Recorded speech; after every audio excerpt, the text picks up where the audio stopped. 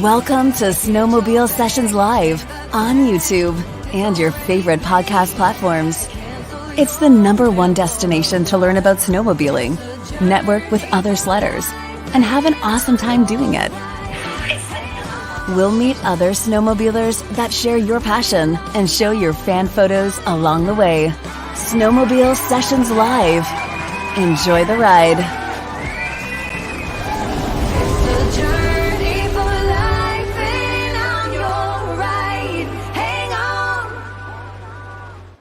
This episode of Snowmobile Sessions Live is brought to you by Energy Powersports. They're Oakville's full-line BRP dealer with sales and service to all BRP models and so much more. Energy Powersports always has the fun in store with a wide selection of clothing, parts, and accessories for all your powersports passions. Make Energy Powersports your source for Can-Am off-road, ATV, and side-by-sides.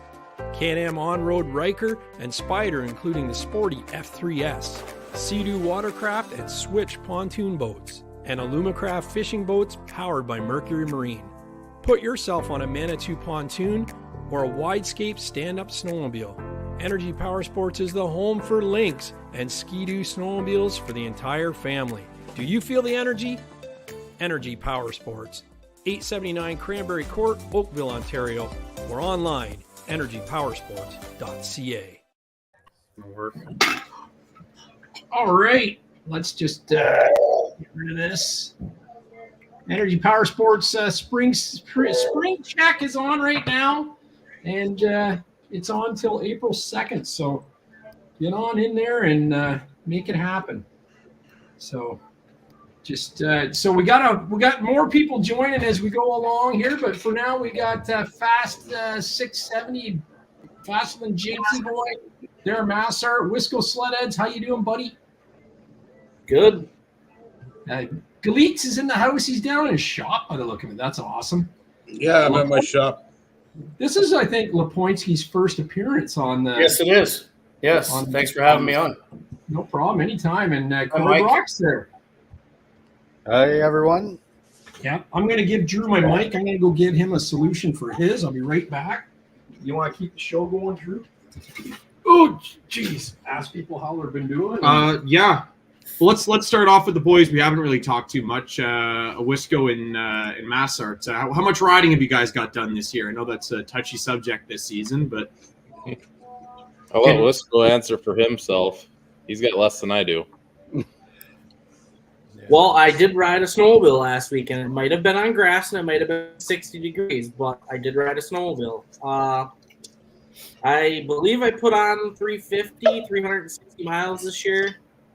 It might be my worst year ever, but it's just kind of the way it is. And next year, and yeah, not much you can do about it. So, and what about you? I'm a little better. I think I have more miles back and forth to my dad's shop working on snowmobiles than I do on sleds. It's just been an absolutely terrible year for the Midwest, northern Wisconsin, UP, areas that, average 250 plus inches of snow.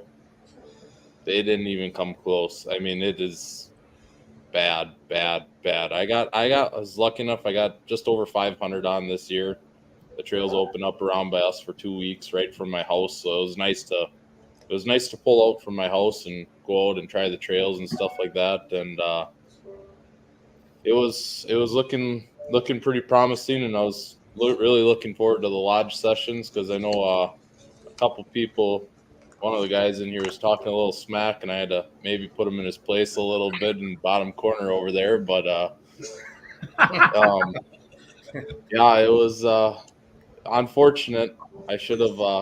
There's a lot of regrets. Little regret, I should say, is I should have just ponied up and went up to Quebec with you guys. It would have been worth it. I know it would have. So would have been awesome to have you.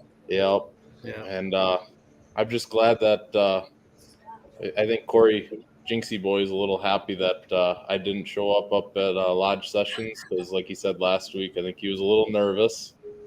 So, but yeah, it was lackluster year to say the least, but we did some stuff that I never thought I would, including my nice little restoration of my 98.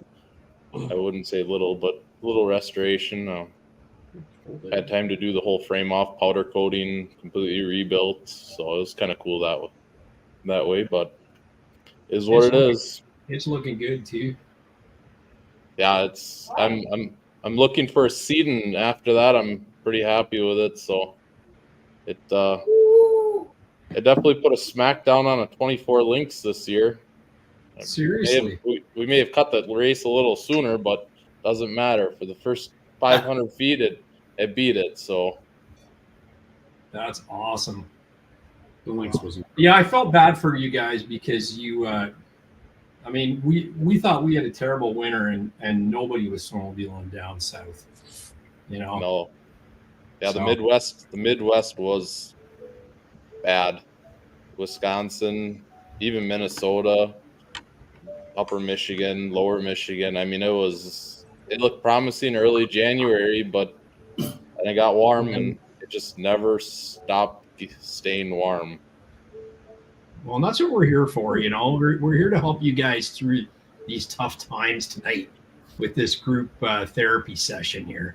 Daniel Raymaker, he says, from the shores of Lake Michigan in Algoma, Wisconsin, we had a week and a half of snowmobile season, 303 miles on the sled this year. I guess it's better than none at all.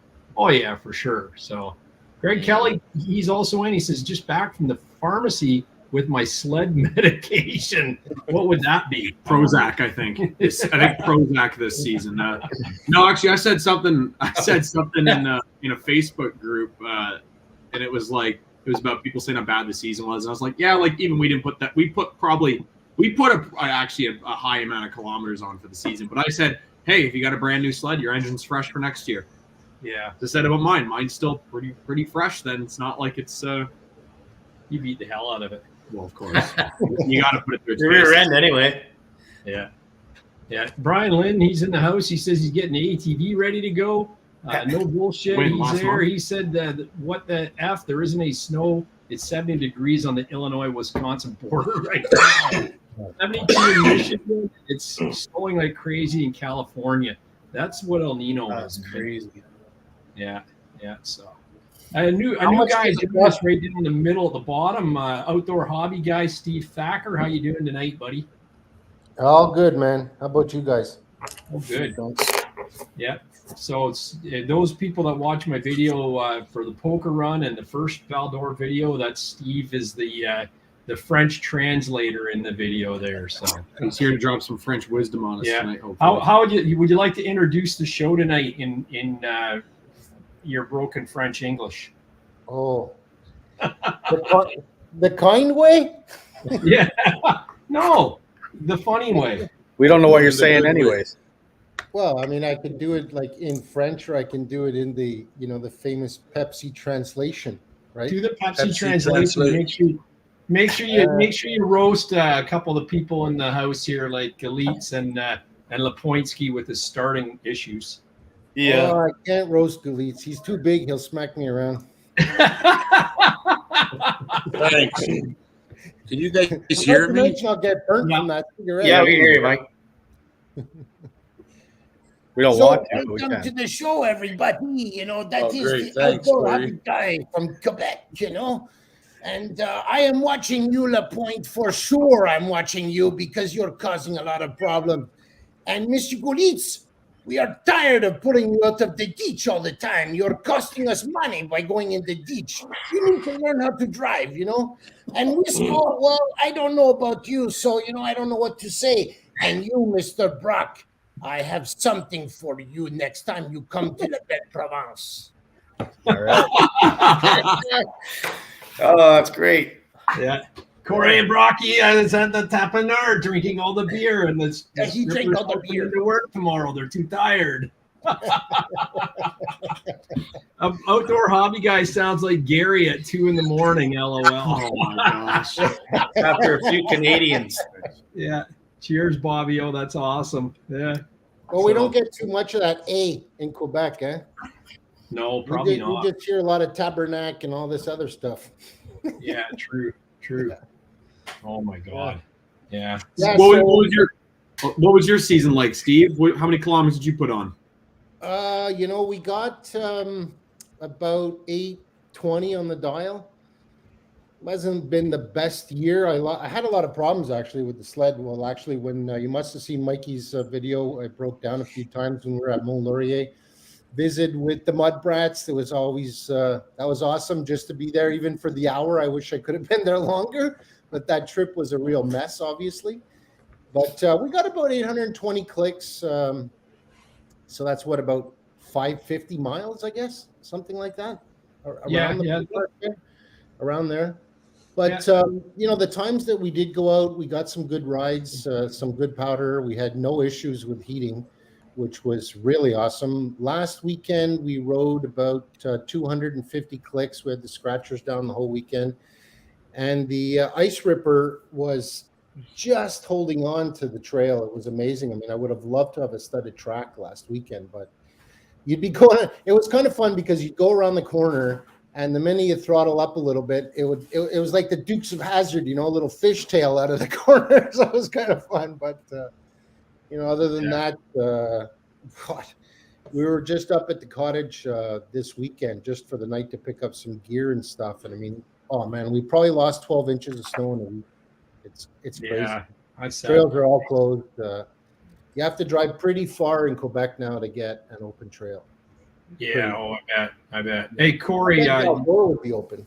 If you watch Outdoor Hobbies guy's video, I think he just put it out yesterday. He said Duhamel is where we were last year at that one clubhouse. Yeah. We got pictures at, and then that little restaurant with the deer in the backyard. Oh yeah. Steve goes to it on sled. But tons of snow. Wow. Oh really? Oh, okay. Yeah. When was that shot? Like, was that shot in January or? You know what? I think that was shot about 2 weeks after we came back from Laurier. So yeah, about 2-3 weeks ago it was shot. And I mean, we freaking scored that day. It just kept snowing all day. We had about 10 centimeters of snow, and it just kept coming and coming. And the trails were just carpet rides, except for one section that was closed. We did a little illegal activity. Yeah, you're a wardenal. You can get away with that, right? Well, yeah, I guess so. But that day was great. And you know what's really cool about Duhamel, like you were saying, Corey, about the deer? Yeah. Those guys, they probably pump out like, I don't know, 20 bags of deer feed a week. Oh, yeah. So, I mean, you go there in the dead of winter and there's 50 deer all over the place. You go to gas up and you almost have to move the deer out of the way. Yeah, it's pretty neat. Yeah, but that's it's neat, but it's not. It's a pain in the ass either, because deer are a pain. They're like tall, bigger mice. You remember the gas station, Gary? We gassed up and there was a bunch of side by sides. Yeah, that was awesome. And so across the street, the house there had to have 20-30 deer on their front lawn. Yeah, really. Yeah. Oh wow.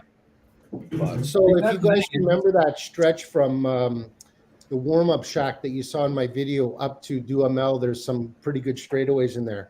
You can't open it up because there's so many deer. Like, oh yeah, you're ripping along at 90 100 clicks an hour, so 60 65 miles an hour, and all of a sudden right out of the bush comes this deer staring you in the headlights, and you're just like, holy shit.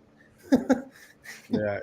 There's a place up near Mattawa like that, Corey, that we were at the Valois restaurant, and one old guy says, "Hey, watch out for all the deer." When we were leaving, he asked which way we were going, and then we headed out. And just before you get to the Mica mine, there's an area of signs that says "Deer, watch for deer" or something. Oh my God! At night, never seen so many deer. It was insane. Yeah. Wow. Yeah. Right on. One thing that was really good about Quebec this year was the lakes. As much as everybody thinks the lakes would be a pain in the neck, I mean, once we got that -20 for 2 or 3 days, the lakes just froze solid and flat. It was like amazing. So I don't know if you guys deal with slushy lakes where you get and then it freezes and then you got to kind of have like big balloon tires to go across the lake because it'd be better running off an ATV than a sled. But this year, it melted quite a bit, and we thought we were going to lose the ice. And in our club, it took all the way until 2 weeks to go to open, actually. But once they froze up solid and flat. And I mean, it was awesome because you could just open it right up. You had a good 3 inches of powder on the lake. And I mean, it was awesome. Awesome. You really can't ride the lakes in Quebec that fast on a regular basis. You have to be very careful with the drifts, and when that slush freezes, that's what happened with us when we were in the Val d'Or there. There was a few lakes that I guess from the warm up, like the week before or whatever, and then guys rode it, and then it froze, and it was nasty. Oh yeah. Terrible. We experienced the same thing in Dorset last weekend as well at a few lakes. Because people were riding on it when it was warm, probably shouldn't have been riding on it from just how probably thin the ice would have been and nice and soft. And some of it was just like you're just riding along and you just keep boom. It's like okay, so yeah, This was not a season for those perfect lake ice drags and that kind of stuff. It's funny because when I was ripping the lake last weekend, I was thinking of Mr. Gulitz. Because we had spoke back in November a few times, and he'd never really experienced what we say in Quebec, sludge. Sludge. They call it sludge. The lakes here are usually just frozen or not, so I haven't really experienced any slush. Oh no, we get you get like slush like last year up in Brian Lynn will attest to it. Because I told him through it, and it was slush. You get the I don't know whether the lake settles and then the water goes on top, but it's still 2 feet of ice. But you get that foot of crap on the top, which doesn't make it any fun. Okay. We had that Lake St. Peter. Basically, actually, a year ago, this upcoming weekend was our right. Yeah, a year ago, this upcoming weekend was our last ride last year. And Lake St. Peter was that exact same thing. It was like we got to it in the darkness, and it's like you were soaking wet coming off the lake. I remember how much slush, especially because I had the scratchers on mine, how much slush was built up in the track. But then all of us, like from our waist down, were just covered in water. It's like, oh my gosh. Yeah, we get that in Ontario. It's brutal, especially if you don't get that sled out fast enough. If it's like minus 15 out. And that sled starts to freeze there. Oh my God! It's 5 guys to get it out. It's the next day is not very good. Yeah, no. The sled's like the top of it. No, it's crazy. These are the lakes now. So, are you guys still planning on going to Berlin next week? I'll let Mikey answer that question. Of course we are, guys. It's not over yet, man. It's not over to the fat man sings. That's I haven't sung it all this year. This year's been like the worst year yet for me. You know, when you see Corey Brock posting photos of boating on his Instagram, you know that's when you know it's over. It's time. Wow. I need my boat. I've done 2 trips to Quebec. I've done 2 trips to Quebec, and the riding wasn't awful, but the trips were just completely awful both times. I didn't do any kilometers at all. I haven't gone up to Cochrane once this year.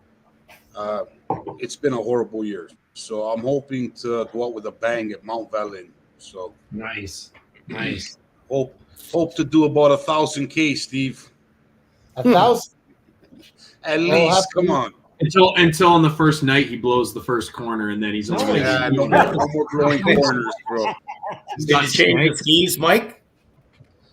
I got new carbides on there. Oh yeah, right. Yeah. And I tested it out, and she's fucking hooking up like beautiful. So you tested it in the muddy field out back.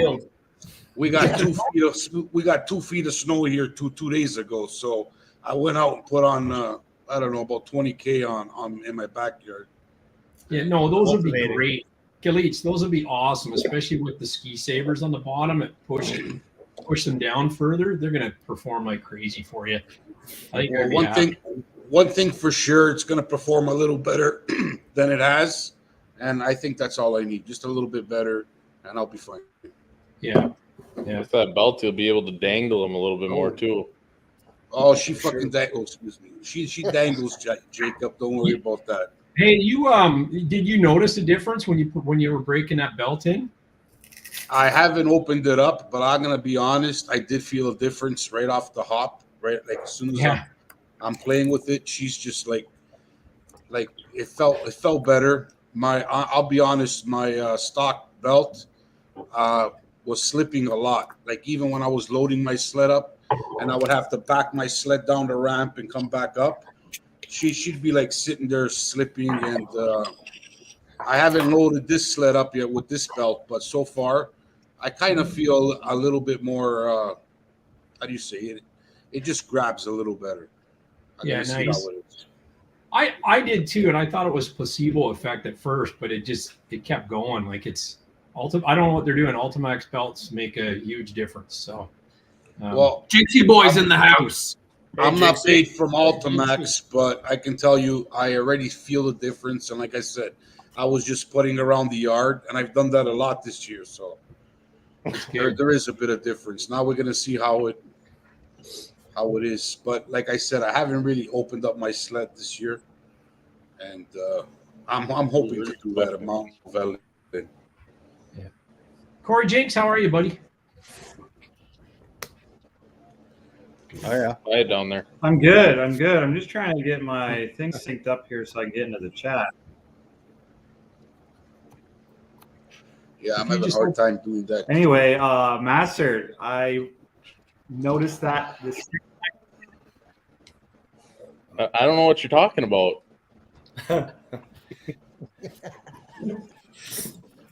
Love it. I think you guys are gonna get some draggy timers and go out in the dirt fields and settle this now. That's too bad we gotta wait a whole year. Right now, it's downpouring and lightning right now, right outside my window. Perfect. That means you don't have to even bother putting soap in the skid or nothing. It's nice and wet out there, so stay cool. Yep. More lubricant for the slides. I've turned the page. I'm on to the next. Oh, Harley Davidson. Nice. For the honor. Oh, in the house. Cheers. Wisco, are you? Here we go. That's it, Gary. This is past the show. Oh, the rednecks are here. Nice. For the honor. Redneck, I think you have the audio on your YouTube playing or something. I think we're getting an echo. Maybe the signal's all buggered up. Here you are. Oh, I heard you playing. Are we still muted? There you go. No, we can hear you. No, I can hear you. Maybe your speakers are off on the computer. Who knows? No, that's great. Wisco's got to be excited. Polaris has got active suspension this year. They got smart shocks.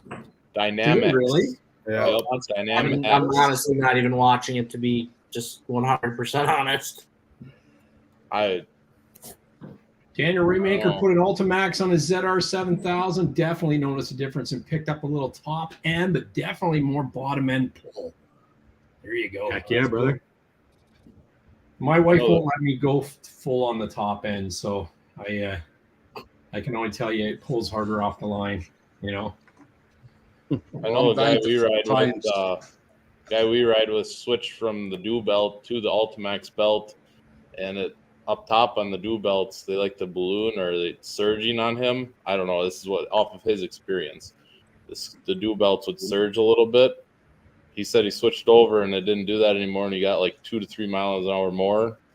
I think he just forgot to eat that day, lost that little bit of weight, but either way.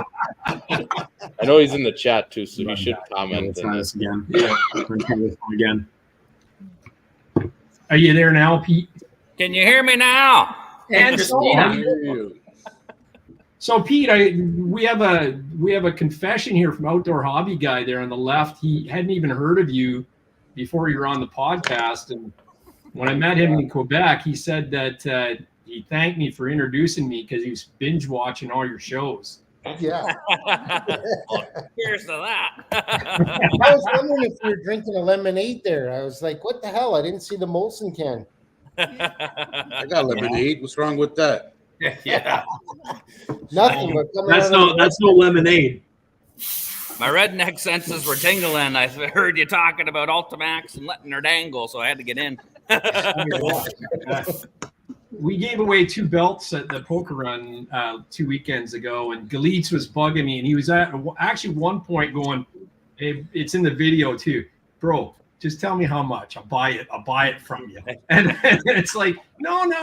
And at the end of the day, the very last card draw for highest card, he gets the ace of spades. And it looks like it was a whole underhanded deal, because it's like Galitz is so bad through the whole Gary day. came through for me. No, it was nothing to do with me. It was top card draw, although Gulitz did shuffle it. Thanks. So, Thanks. No, but Rig system. I don't know. it's especially when one of the co-organizer gets second place in the full poker. Hey, we don't roll like that over here, so don't worry about it. It was honest draw. But I wanted to try the Ultimax because my belt just sucked. Even loading the sled on the trailer, I felt it slip, and no good.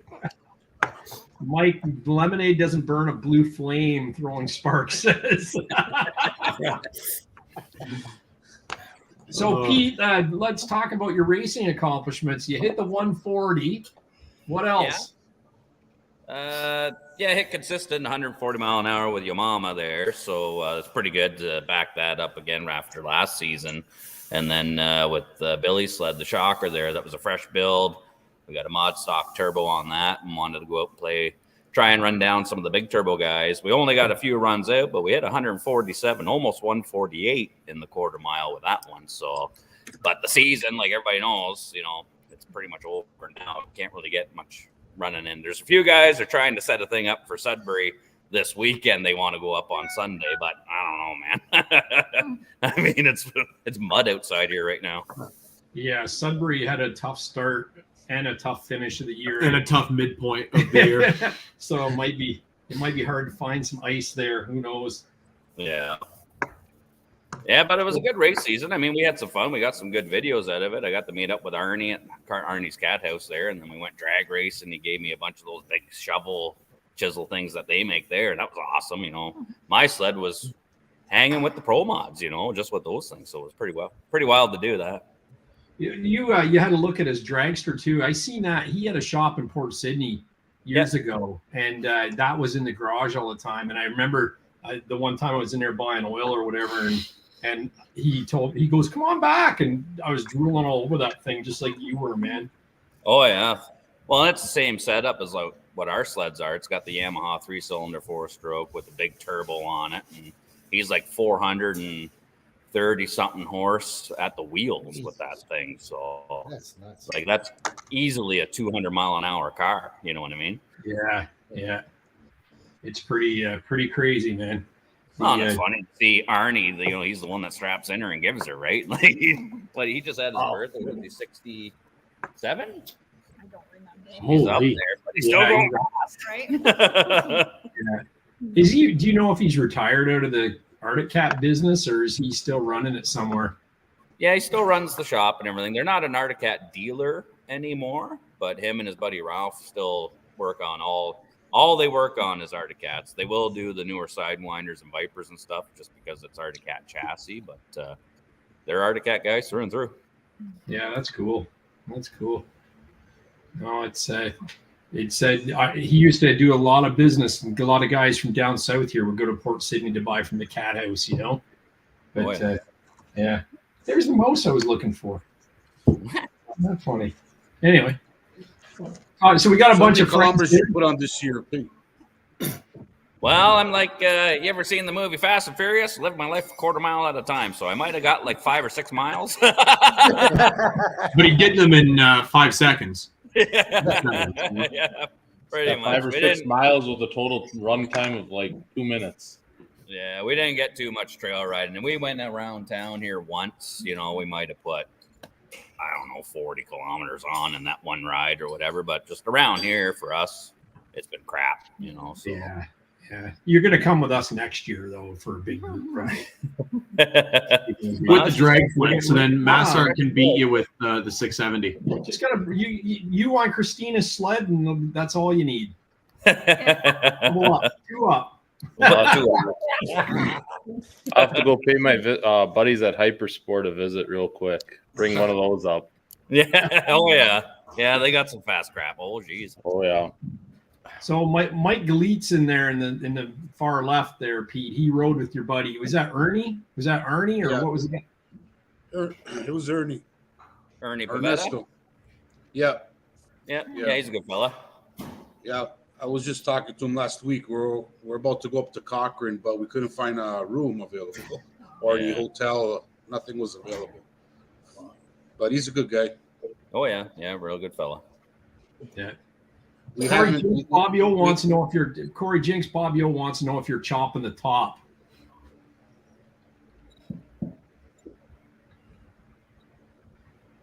Can't hear you. He muted himself. There. Try it now. I muted because I feel like my computer's having a hard time handling all this, so I'm trying to take it easy on itself. Well, that's good. No, I'm not chopping the top. But I'm definitely seeing notching the frame, and then I finally got that LS sent away, so it's getting somewhere. Sweet. What are you shooting for in terms of horsepower? It's going to be safely built for like 600, but ready for boost at any point. So that's healthy. There you go. Yeah, awesome. It'll never get it to the pavement. So the 600 naturally aspirated will probably be fine until I get bored with it in 4 or 5 years. And he wants some woo choo choo sounds. Everything in Jinx's life needs some sort of aspiration. I'm a boost guy now. I'm a big boost guy. Give me all the power. How about the turbo? There you go. Oh my gosh. I don't know if you can make wheels dangle, but I'm sure going to try. Oh yeah. Maybe not on 600 horsepower. Maybe not on a 5-window Chevy, but it's going to twist in half before it lifts wheels off. Put a jack under the front first. We could get you an Ultimax fan belt, I think. Yeah. Maybe. That'd be sick. Run a couple snowmobile belts as I'm sure Tim can probably make some. They will. They'll make a fan. They make belts for John Deere's, I think. Yeah. What are your plans, Pete, for the summer? You getting that dirty old dragster out again, or what? No, my plans are to focus on some build projects. I've already ripped the motor out of Yamama there. I'm starting a new project. I want to switch Yamama over to I'm putting a greasy triple in her. I'm going to put a SRX 700 2-stroke turbo fuel injected setup in that. So that's going to be my next build for Yamama. And then I want to get that golf cart up and running too. So, it's going to should be a fun summer. That's awesome. Yeah. The thing is, everybody's like, why? It's a 140-mile-an-hour snowmobile. Why are you ripping it apart? It's like, well, if you want to be awesome, you got to do awesome shit, right? So we're going to put a triple inside mine. Why not? That's right. Say, Jinxie, I seen right after the podcast, you put your Turb ski up for sale. What's going on with that? Well, I figured I'd dip my toes in the water. I have the new one's already ordered. Between time and snow, I don't think my sled will get on the snow again. So might as well see if any takers out there. Yeah, for sure. That's going to move for show, Bobby O says. Bobby O can buy it. I thought John Luke was calling in the next day to pick it up. Well, let's put it this way. I've had a lot of people say, "Oh, let me know when it's for sale," and then you let them know when it's for sale, and then it's crickets. So, yeah, that's right. Yeah. What's the financing plan you got there, eh? Oh, I have it. It can be financed. Don't even worry about that. I'm glad we pay you Tuesday for a hamburger today. Hey, Thacker. I just wait. By the time fall comes, it'll be like $3,500. You never know. Yeah, when there's no snow next season. No, August they're going to announce how it's going to be the best winter ever. Oh gosh, not again. Let's not play this game again. Yeah. No. Let's not think that too far in the future tonight. Let's not try for the best winter ever. Just a better winter than what we just had. Yeah, not hard to beat. Like, I'll settle with snow. Just some snow. That'd be nice. Yeah. Let's hope it's a short summer.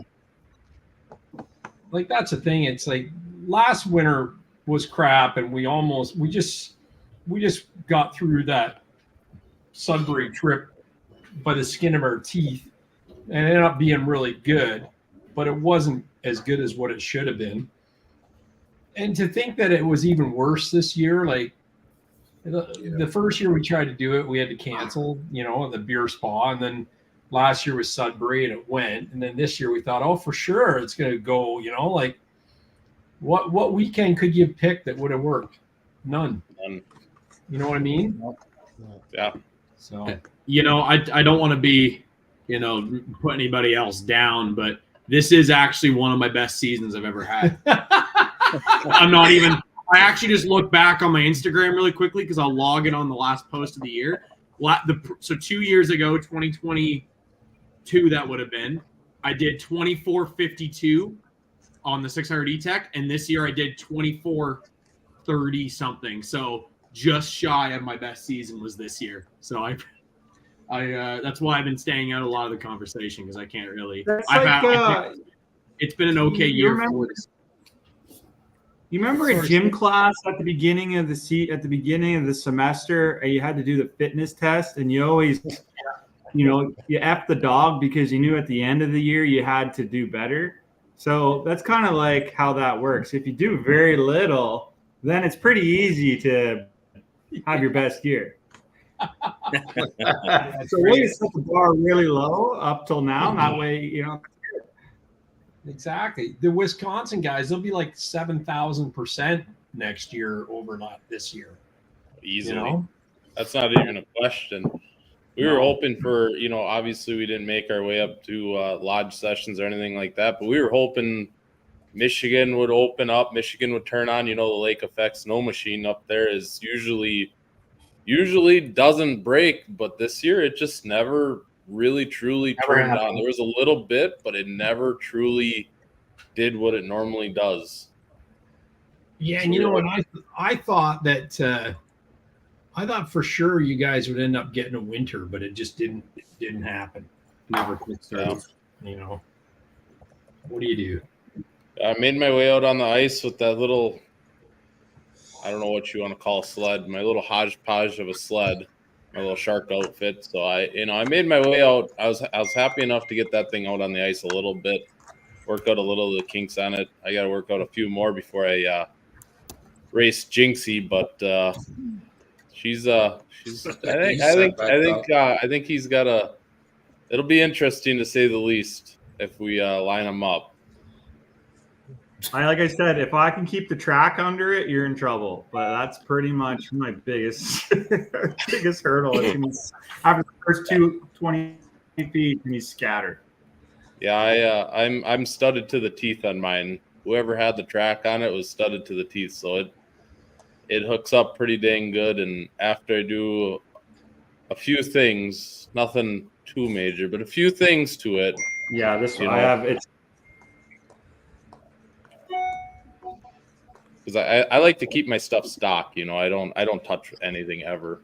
No, like your 850 is bone stock. Yeah, absolutely. Yep. If I start it up, it sounds bone stock, so it must be bone stock. Yeah, Jinxie, we'll have to throw maybe just some eye grips in yours or something. Got to give it some extra traction down the line. We got to do something. Kind of make it at least a fair fun race. We can't just have mass art. Oh, it's got every square footage of that track. Yep. That sounds similar to mine. Stud every square footage of the track. Oh my god. I think I'm like a 4-2 pattern and studs on the outside, which I'm not a fan of the studs on the outside at all, but back in those days that's what they did. So straight line speed, that thing will be just fine. Is it true twin pipes and twin cans, or is it? So I to get it going, I have to do some work to the 670 to get it going. I put a 583 in it for right now. I have twin pipes for it though, so it's I got a set of twins, and I am doing some work to the 670 to get a couple more horsepower out of it. So she'll be. I probably will pay somebody to pull it over next year because it's going to have. We're shooting for about 180 to 190 pounds of compression in it. Wow, those are fast engines, man. I did that with my phaser that I got from my old Entice. Well, all it's got to make it is a quarter mile down the trail, Jinxie. That's all I care about. The phaser motor, I just kept shaving the heads until the piston just tapped the head, and then I threw a head gasket in it. She's got 180 psi compression in that. In the phaser? In a 488 motor, yeah. Nice. I got it in my old Enticer. Oh my gosh. That's cool. That is cool. Yeah, Massart's going to go find he's going to go find a Rotax 800 that conveniently had a 670 cubic inch stamped on it by accident from the factory or whatever. Right? They made stamped on it. They actually in like 2000 they made aerocharger kits for the 670. So they made a turbo kit for a 670 that pushed with like 13 pounds of pressure, 13 psi. The thing made like 202 horsepower. Serious? That would just be stupid in my opinion, but it'd be sweet. Yeah. If I found one cheap enough, I think that it'd be kind of funny to pull up to Jinxie and then I have a little woo choo choo sound on a 670. A hood exit. Yeah, it's bone stock. Don't open the hood. That's my smoker for my meats. Hey Siri, Google Whipple charger for 670.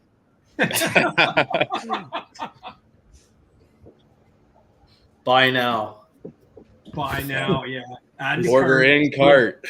He's ordering a Mach Z engine for it right now. He's just gonna shove it under the hood. Massart's no one's allowed to open the hoods on them. So yeah. Oh yeah, that's the rule. We're not opening hoods till after. We have a couple 800 cheater motors. Thanks, buddy. Thanks for hanging on it, putting that up there, man. That's awesome. Appreciate that. What do we do? I got to get a 670 and bring it over to Pete to get him to tune it up for me for next year. It's a Skidoo. No. I know. I heard you cutting up the 850s. But that guy's did run like a basket. The first one. He actually ended up trading that one back in. He took it right back to HB Cycle, and then he came home with a 2023 Lynx the next day. They dangle. Oh, that thing's it's wild, eh? It will not put the skis down. No. I thought you had a change of heart there, Pete. Oh, I thought you liked the Skidoo now. The Lynx is pretty cool. I like the dangle factor on the Lynx. No fun to ride in the twisties though, but they're fun. They're fun if you like to have the skis in the air. That's for sure. They fixed the 24 quite a bit. I'd like to try a new Catalyst 858. Yeah. I think we all do. I think that'd be a real interesting machine to see on the trail next year. Yeah, those are some nice looking sleds. Yeah. Outdoor hobby guys. I love the gauge. Why don't you trade your 850 Gleats in on a Cat 858? Ooh. I don't know, man. I kind of like my 850. You don't. I got the turbo, and I still don't want to get rid of my 850 because that thing just that's like the best handling sled I've ever had, and I have a lot of fun with that. You should have rode it at Lodge Sessions, man. I should have. I would have stayed out of the freaking ditches. Yeah. You gonna put the new front end on that one, Mike? You know what? She handles like a dream. I'm not gonna touch that one. I like the way mine handles too, but I don't know. I wish Jinxie would have some seat time on that the new front end, but I think I'm pulling the trigger on it. I think the skis are even good enough though too. Like I think the skis are going to make a huge difference. I'm one of those. I'm like the black sheep in this whole group here. So with my CNAs, but yes. Oh yeah, you have runtime on yours, Wisco. You just 300 pounds this year. I like the curves were awesome this year, man. Good ski. I put them on not as a joke. I put them on just to do a test, thinking I'd pull them right off again, and I went, I'm not going to pull these off. The thing handles like a dream.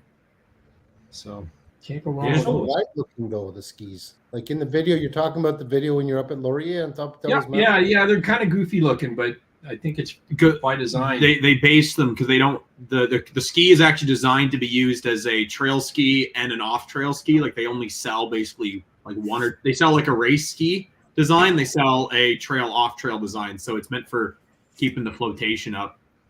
I just think that they look cool because of that. They're nice. They're really aggressive looking and they're great handling ski if you can get a set of them. I heard they were really hard to get this year.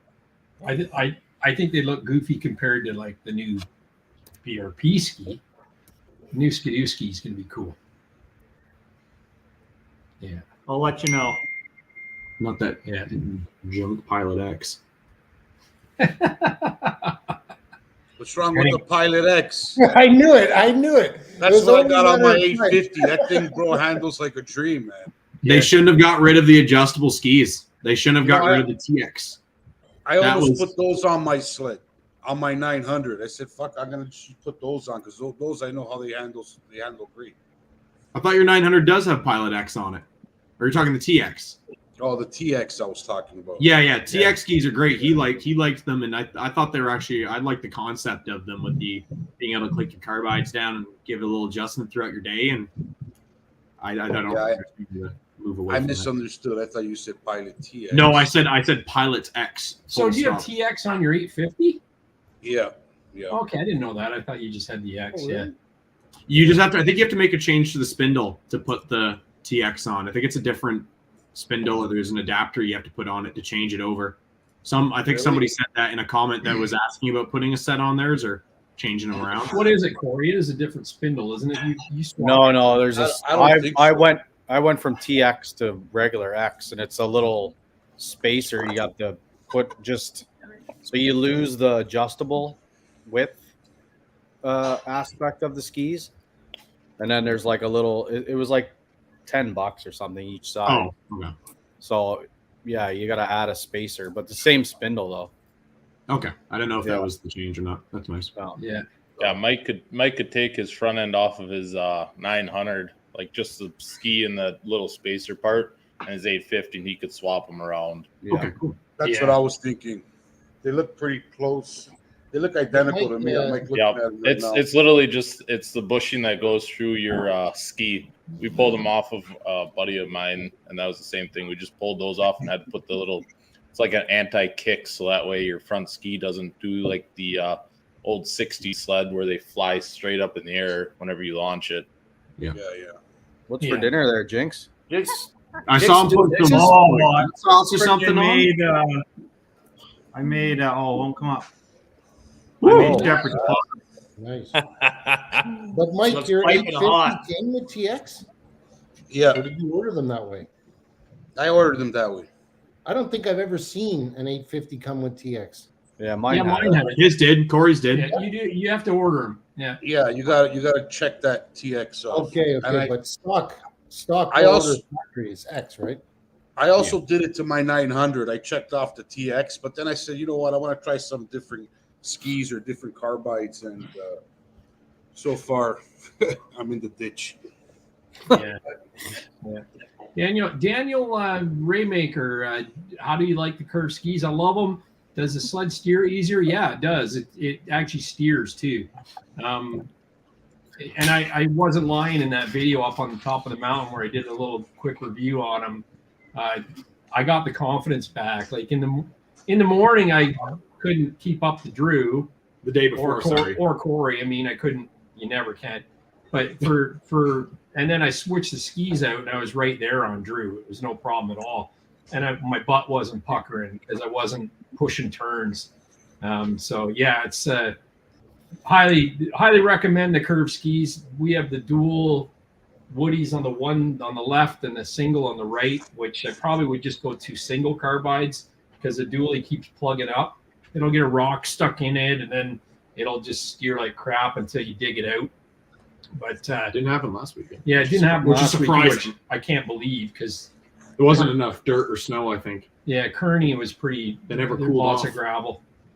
Yeah, so I see that in the video. No, it's definitely now a lot of guys are commenting on that video saying that Curve was on back order for black. I think was the color that they wanted, black hoops and black skis.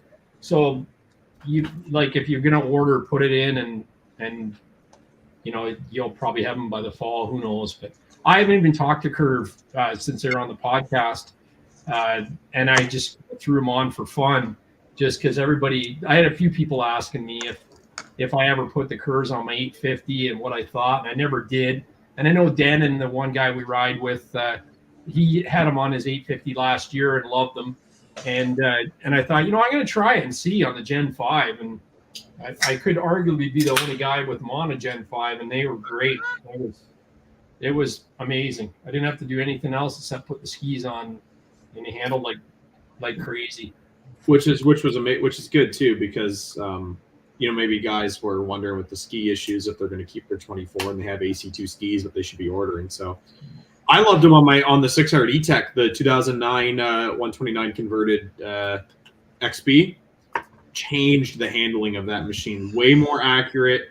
It handled on rails. It didn't dart. They had great flotation off trail until the weight of me in the machine overpowered that flotation, but and the lack of power didn't help either. But those are an amazing set of skis. If anybody in the chat or anybody knows people looking for skis, like, I highly recommend them. It's ran by a great set of people. It's a small family business, which is always awesome to support. And they're on back order, but it's probably because of all the extra ski orders this year. I bet people were looking for aftermarket skis. I saw their name getting thrown out on Facebook. I threw their name out on Facebook a few times. So, got to be patient with these things, right? Yeah, absolutely. So no, it's cool. It's in it to win it, Drew. Yeah, we tried that. Remember how many times I tried that at Lodge Sessions last year with that wet blanket of an E-Tech? Oh yeah. The 850, at least the 850 digs a little bit. I got to work on my off trail. Now it's rider skill is an issue. Just wait. I'll be Gleets. I'll be up there for lessons next year. So if you need some lessons with off trail riding at all, you can hit me up.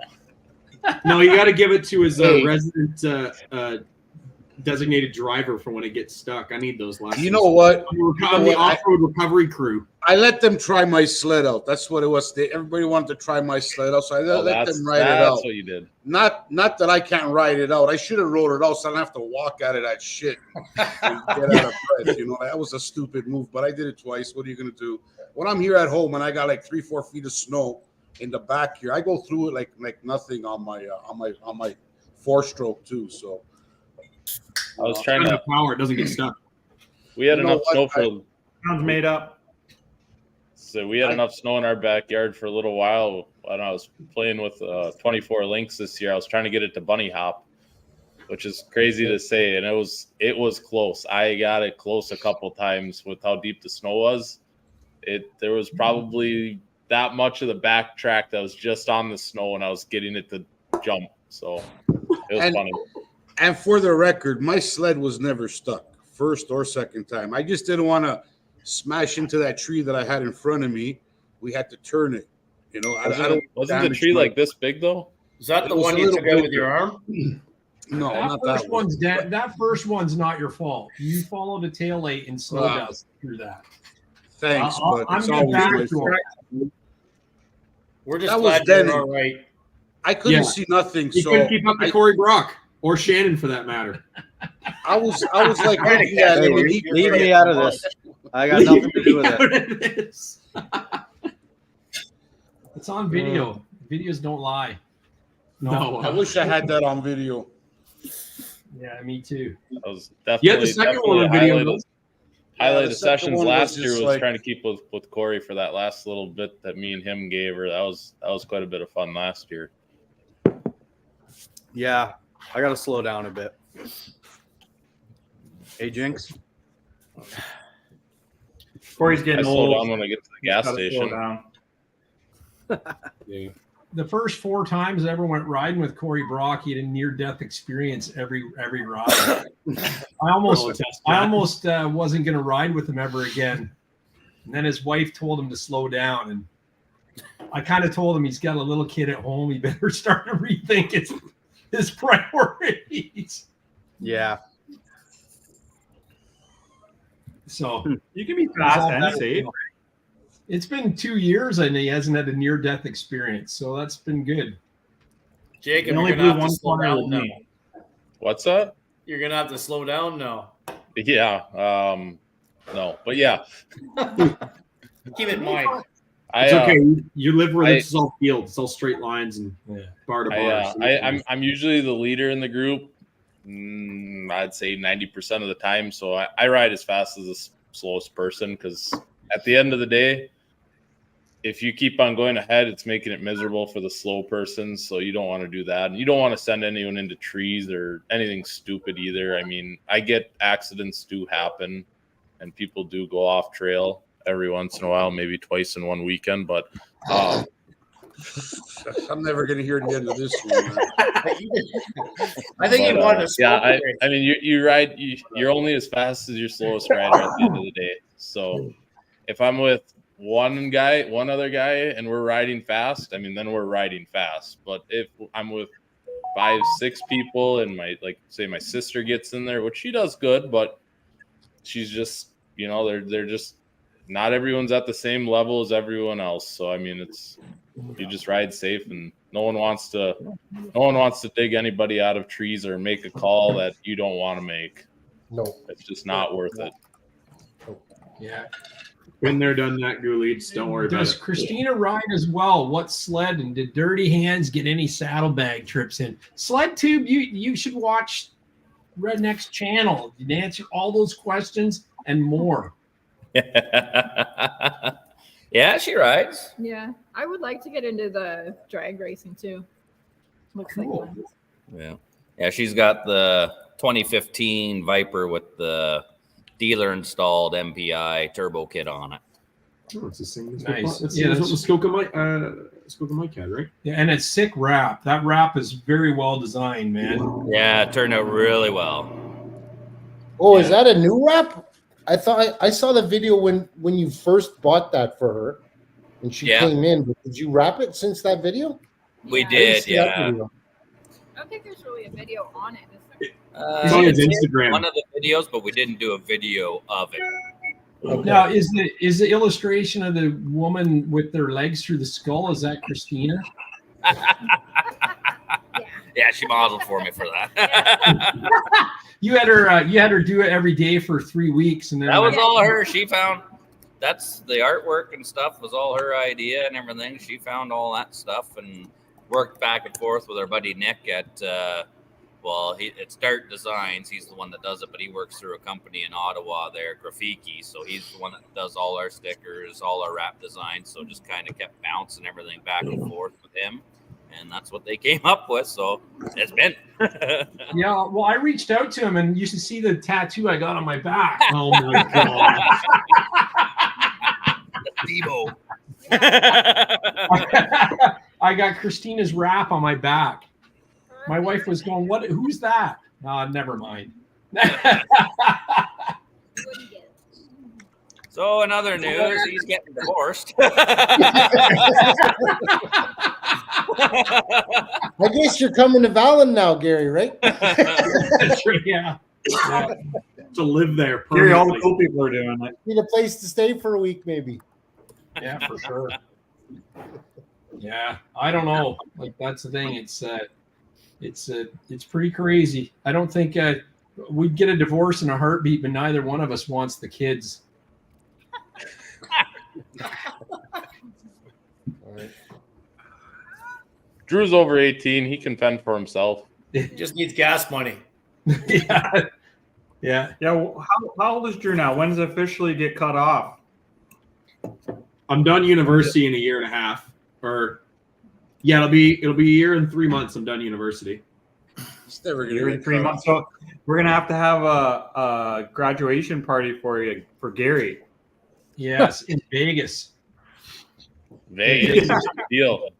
Consider it done. It sucks that when I'm done though, because like spring check's already gone and passed for Skidoo. So yeah, I'll have to make do with. You won't be mid-season. When you get your student loans. You won't be buying any Skidoos. There'll be no such thing. By that time, in a year and a half, there'll be $40,000 out the door. You'll have to be talking to Jinksyboy, sweet talking him a little bit, getting his 1-year-old wife-driven, never abused snowmobile. He'll have 4 for sale next year, or 5. How many did you order, Jinx? How many did I order? Yeah. Troy orders like 4, I'm just saying. Yeah, no, I think Troy and I operate in different tax brackets, a couple different tax brackets. That's right. Yeah. I'm what you call normal dude. Yeah. Eating mashed potatoes on a podcast. Do it. They look hot as heck. Jinxie puts his pants on one leg at a time, just like the rest of us. You can see the steam off that. Look at that. No. Jinx, what did you order? What did your chef prepare for you? Well, I prepared shepherd's pie, but I put it in the oven, the whole deal. That's amazing. Right out of a box. I ordered another turbo comp with Pro 40s. Did yellow again, but nice. We'll I got a little idea for it. Change it up a bit. Yeah, I will do the mud rats. I'll do the mud rats teeth wrap in yellow. Yes, nice. That's the wrap. Yeah, the yellow hot. Thanks. That's like turbos. Put that shit on everything.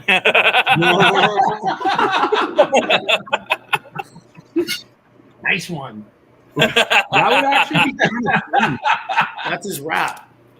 Yeah, we should. I gotta talk. No, we're gonna do that. Jinxie will have Frank's Red Hot. I'm gonna have Twisted Tea or Land Shark, and we'll have Yellow Hot. Hey, Pete, thanks so much for the hoodies and stuff. Galitz, you got a hoodie, didn't you? Yeah, I got a hoodie. Yeah. And a cap. But the hoodie's going to Steve. I already promised it to Steve. Nice. And I can't wait. I can't wait to see it. Sorry, guys. The hoodie just doesn't fit me. It's a freaking nice hoodie. Nice. Yeah. The toque went out. I'm going to wear it with pride. I would have taken it. It didn't fit me. I got the toque. Maybe one day I'll be sporting it on one of my videos. No, that'd be awesome. I appreciate it. Pete, I had to fight just to get the one decal that says "nice one" on it. They weren't even gonna let me have the decal. I claimed the golf balls. Yeah. Oh yeah, we got the golf balls. And I took the Shenangle sticker. Yeah. So they'll be at I the had bottom. I had all those golf balls made for that you. golf ball cannon I made. I think sled tube staying on track here. Will any Polaris riders order a new sled with Fox Dynamic shocks? Yeah, that's their smart shock system that they had on the side-by-sides for, I think, since 2019. I want to say they've had dynamics on the. Are they active like? Yep, they're saying Fox Dynamic was before smart shocks. Actually, except they're saying that they changed. You can adjust all 4 now instead of the 3 like the smart shocks. So now it's all 4 shocks. So two skids and obviously 2 fronts. Is that why Skidoo is going away from smart shocks and pushing the Pro 40s? I don't know. Who knows? Yeah, because I wouldn't say there's a push for either or. I would say opening more options to the consumer. True. I think it's smart because I think a lot of people, I don't know, maybe don't want to take their. Well, I mean, again, another thing too, I guess you can have a really premium shock option without having to get the big gauge with the smart shocks. I think is another side to that, right? If you're not really about all the tech, but you still want to have a really high performance shock, you get the Pro 40s with the standard gauge on a XRS or an X. Yeah. They're actually, I'm just curious here. I went on their site because you can actually look at them now. I'm vomiting a little bit in my mouth, But the price tag for the boost is disgusting. Well, it's a price tag with the boost. Indy VR1 with Dynamics is actually like, it's a horse a piece. Either you go Do or you go Polaris. They're a horse a piece. I mean, you're talking less than $1,000 difference. So I don't know. I feel that it's a good thing that they did it finally. You need the competition. You really do. You need the competition and all the brands to keep pushing them to have things that no one else has, right? They came out with the 900 in the trail sled now, so what's to say somebody else won't answer it next year, right? Yeah, for sure. I think Jinksy's 850 turbo 2-stroke has woke up a lot of the industry, right? For sure. I mean, in general, the 2-stroke turbos, period. You know, when Skidoo came out with it for the mountain sleds, obviously everybody's 2-3 years ahead, right? But it still gets people scrambling like, oh crap, you know, they did this. This is actually happening, to have a factory turbo with a warranty. You know, if you would have told somebody that back in 2015, yeah, there would be factory turbos with warranties. You know, they'd be like, no, you got to buy a Boondocker or a Sidekick or, you know, something like that. And then you lose your warranty instantly. Now you don't really hear a ton from the aftermarket turbo industry. I mean, they're still there, but you don't hear as much just because the factories have it right there. You can tune the factory ones. You can throw a mid-pipe on it. And like Jinksy, if you threw a mid-pipe on his, that's 20 horsepower, you know, without even doing anything. Then you throw a tune on it and you get even more. Hey, don't be giving away my next year's plans. Yeah, I'm hoping that you just leave it stock. That's probably the best thing for you. Yeah, Jinxie, just leave it stock. Yeah, it's not good for an ambassador to have a non-stock 850 turbo. Unless he gets spanked in a race. Oh, it'd just be sneaky parts. Yeah, sneaky. Yeah, exactly. I like sneaky parts. It's stock. Yeah. It's good the hoods don't come up on the new ones easy. Pete, Bobby O wants to know if you're going to get one of the last Yamahas before they're gone. Oh, that's why I'm making your mama into a triple turbo fuel injected 2-stroke, because that's the Yamaha should have fucking made, you know. Yeah. Polaris came out with the boost, and then Skidoo came out with the comp. You know, yeah, this would be Yamaha's answer. I got to build it, but it would be Yamaha's version, you know. Polaris came out with the boost, and I mean, you're talking about a 2-stroke turbo that's got 10 horsepower more than the non-turbo one.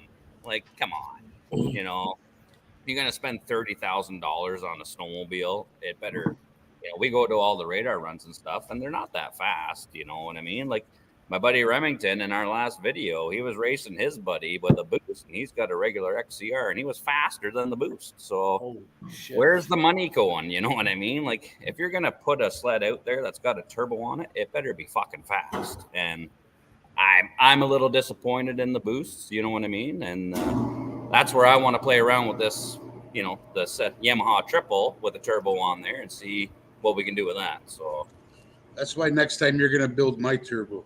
I mean, the whole point of putting a turbo on something is to make it fast. And I'm sorry, but those boosts they're not fast. They're cool. It's a 2-stroke turbo. It's an awesome thing. I think there's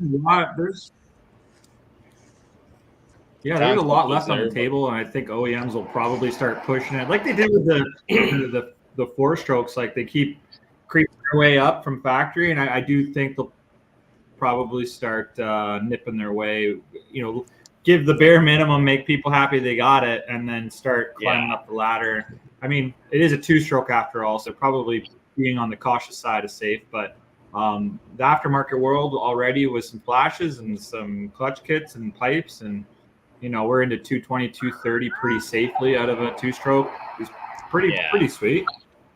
Well, and I get it, you know, like the whole idea is, you know, it's the mountain guys, right? You start at the bottom at a certain horsepower, and then you make it to the top with the same horsepower.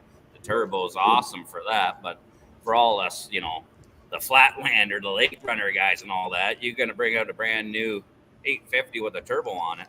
That son of a bitch, I expect that to be 120 mile an hour out of the gate, and they're just, you know, they're not, right? So a little disappointed that way, but like you said, there's plenty of room on the table. There's still meat on that bone, right? So guys are gonna come out with tunes, and there's gonna be supporting mods and all that stuff. Yeah, for sure. What do you think of this comment here? They say turbo are only useful in higher elevations at sea level. At sea level, they're pretty useless. So horsepower. What do you think of that comment? The turbo. No such thing as a useless turbo. That's for the mountain sleds. They auto tune the Skidoo. That was the big thing when the Skidoo mountain sled came out. It balances your turbo boost pressure based on your elevation. I can't speak for the Polaris, but I know I'm 90% positive that the comp isn't like that. I think the comp turbo is, no matter what, even at ground level, is the full whatever they claim from the factory. Jinx would know the number. 185 is it? 180. Yeah, 180. Mike Ashby, no matter what turbo, Ultimax will have a belt to make it faster. He knows. Ashby, you missed Galitz's testimonial on the Ultimax belt earlier.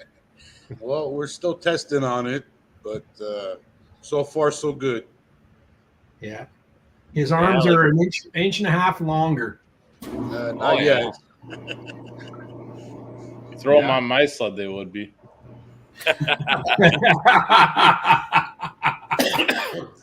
2 inches longer on his. That's what the pipe gives you. Yeah.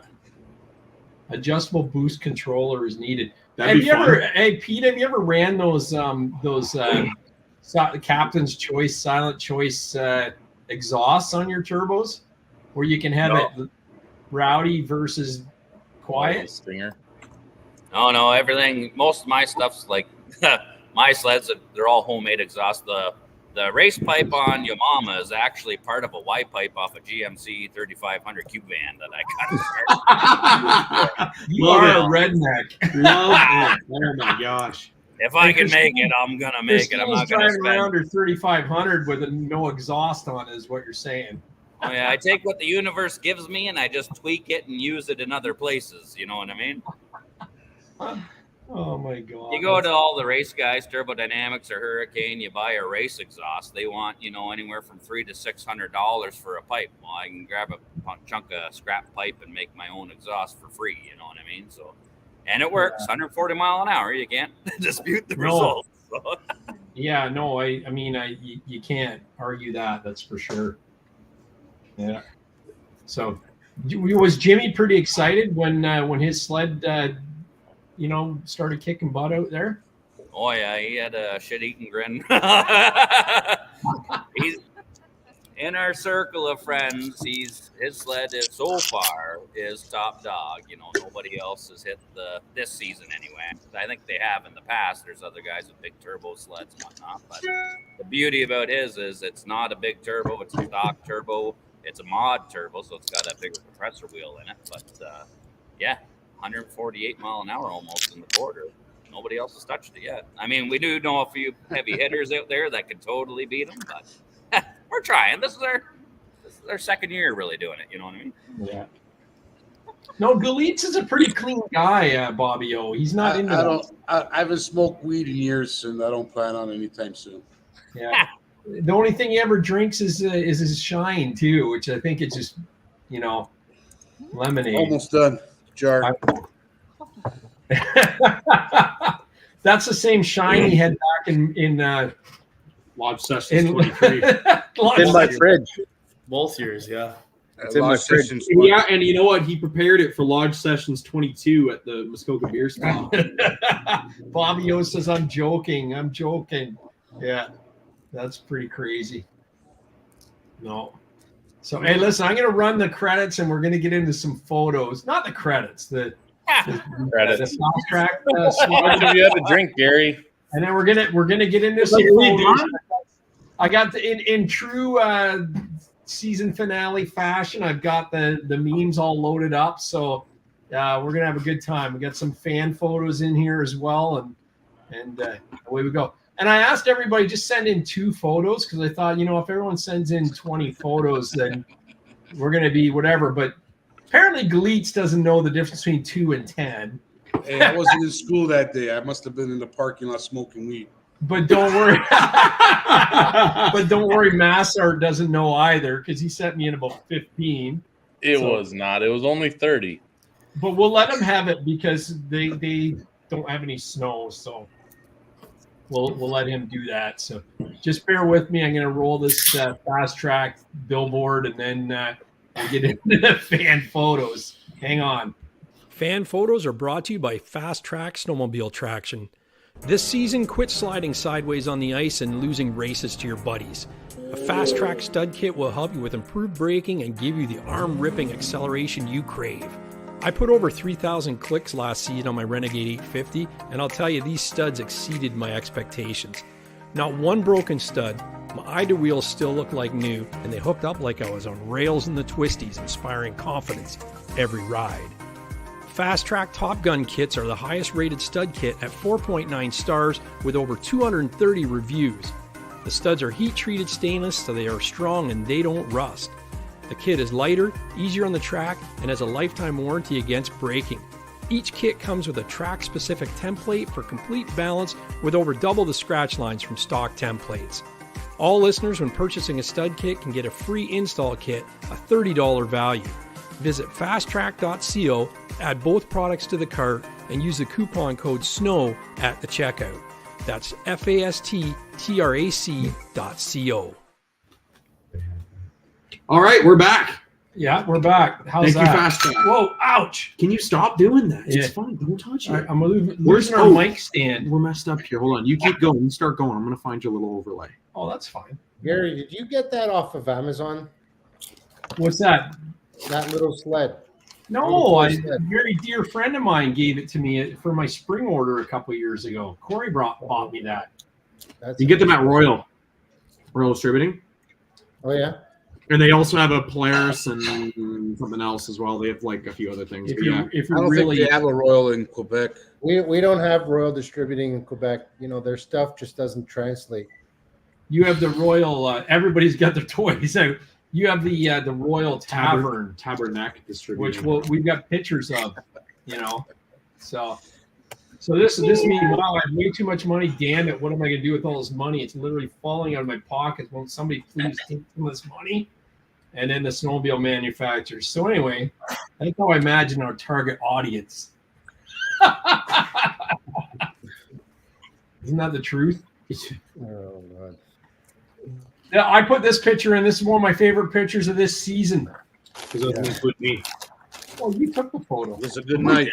Yeah, you did. Good night. Who took it? Shannon took it. Drew must have been in the toilet. It's Princess Auto in Quebec. Not really. Princess Auto is a different animal here. Princess Auto is Harbourfront. Royal Distributing. We don't even Princess Auto doesn't. We don't have a store like that I can think of that is even close to Royal Distributing. Apparently, from what Rob the oil guy is saying, that Royal Distributing's got a plan to expand and put one in every city. So look at it. Yeah. So there we are. That's Outdoor Hobby Guy Steve. We got Galitz there, and Corey and I, and that was at our Airbnb and the Quebec Free Ride weekend. The first time we met Steve there, Outdoor Hobby Guy. So I bring him back in there. But yeah, it was a fun night, man. It was a short night because I think Steve was running around the province of Quebec and looking for stuff, and he couldn't get it. So yeah, so this is another meme I found. Which one are you in the group? The leader, the shit talker, or the daredevil? Go through it, starting at the top there with Matsart. Can I be all three? Yeah, I guess you could. Venn diagram. Yeah, I would have to say I'm all three. I'm kind of the leader around by us. I would say I take charge. You know, I'm the one that's going to do the stupid things on the snowmobile and wreck stuff, and I think I've proven my point already today with Jinksyboy about being a good talker. So. What about you, Wisco? I don't know. I'm you're the shit talker for sure. No. Yeah, I'd say I'm a shit talker and probably a leader most of the time. Depends who we're riding with, but I don't know. Yeah, I was about to say. In my old age, I'm not much of a daredevil anymore. I was about to say it's the company you keep when you ride makes you the shit talker. He drives the Polaris. It's easy to shit talk him. I guess there you go. There you go. Corey would be all three as Definitely well. Corey. Yeah. Or maybe he's not so much the shit talker, but he gets involved when the shit starts talking. That's right. What about you, Lepoinski? Oh, definitely the Daredevil riding behind you guys. Sled Chick 96 says at Wisco is a leader and a shit talker. There you go. That's sexy eyes. Galit says there's a fourth one you can't see back there. Yeah. The follower. Back there. But don't I'm forget, definitely the leader. When I'm not leading, I'm like out of place. Bottom line. and also back here is the drone flyer as well. That's right. Yeah, I'm like camera crew guys. Sorry, that's what I am. And so you can't produce it. Well, you Thacker, where do you fit in the mix? Well, definitely with our crew, I'm the leader. And I mean, Galitz and I were fighting for leadership back on Laurier, but after the most recent videos, I don't think I'm going to be. I'll probably be the leader, just for fear that I could end up in a ditch somewhere. You're not going to end up in the ditch when I'm leading, that's for sure. Yeah, well, I mean, you never know. So that means I got to turn into a daredevil. Yeah, and Jinxie, where do you fall in this Venn diagram?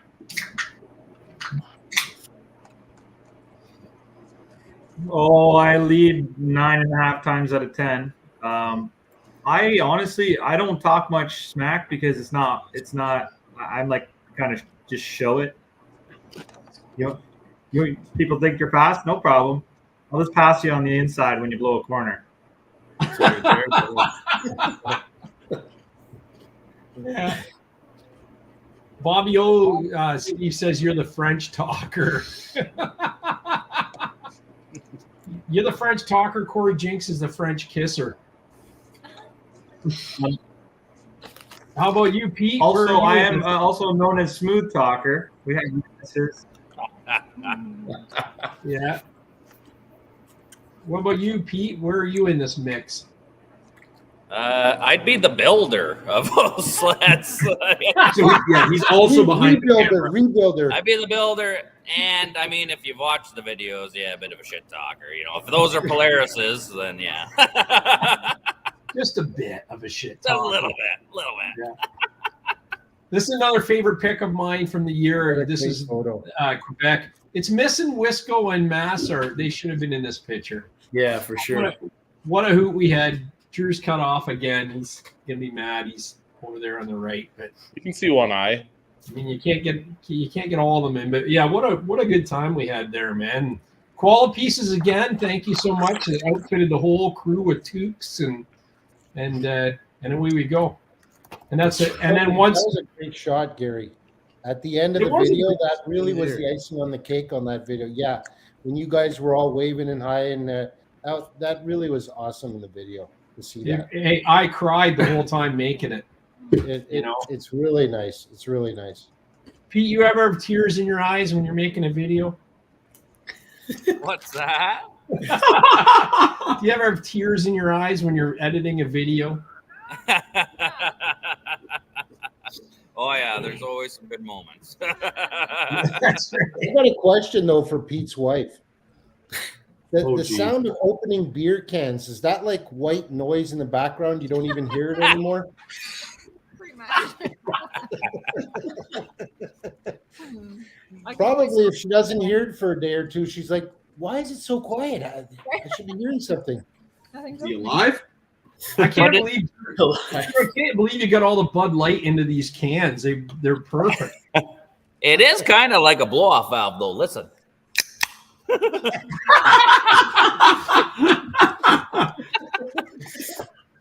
That's awesome. Oh my god. Yeah. So this one's. So I love this one. I need your help, please. I was working on my Yamaha on the ground and found these in the bottom of the skid plate. Anyone know where they go? What was that? Don't you read? That's don't why you they see never the break. picture? I found these in the bottom of the skid plate of my Yamaha. Anyone know where they go? Look at the size of the guy next to this pole. Usually the big nuts are on the seat. Yeah, sure. Yeah. And this is just from last weekend in Dorset. We went to the Algonquin shelter, so that's a great shot too. Yeah, it's a good shot. Yeah. I don't even know where my drone is. I think it's en route to China, believe it or not. It got sent to Mississauga, and I seen it in California, and I don't know where it's going from there. But anyway, I digress. I think I showed this one last year, but it still holds true, you know, when you see someone and you find out someone rides a snowmobile, did we just become best friends? Yep. I'll attest to that. Yeah. Yeah. So Wisco's moving up by us now, up by me. Yeah. Gary, thanks a lot. You made me spend a hell of a lot of money. Yeah. You know what? Your wife can thank me too. You know, so there'll be babies on the way. I'm sure there's a baby on the way.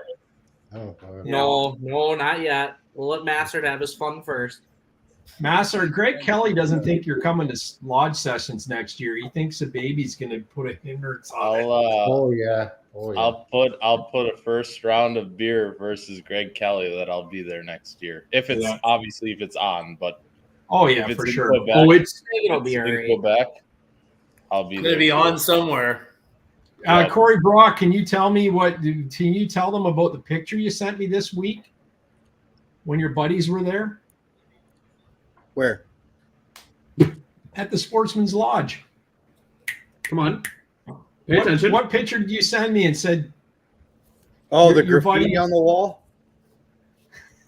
The graffiti on the wall? The stickers, yeah. Yeah. He said there was on the wall. That he found graffiti on the wall. Yeah, he said he found graffiti on the wall. It was Galitz's sticker and my sticker up on the roof. Yeah. But he didn't find the one that's up high on the heater yet. And we also put one under some of the tables too. There's like the table that has like a little book in it. We stuck. I remember that now. Corey sent me the actual photos of it there. Ron Kesselute sent me something. He said that he had a great couple rides, and I think he was in. I ran into him actually in Red Canoe in Kearney, and then he went to Cochrane after that, I believe. Yeah, he definitely did. And here's some of his pictures. Sorry, I don't have the script in front of me, so I can't read it. I put this one here for Pete. My air filter watching me as I put on new graphics. Oh my gosh. No comment? We don't even run air filters. They slow you down, man. I think that's stacks. And I want to thank Jinxie for letting his daughter pose for this photo.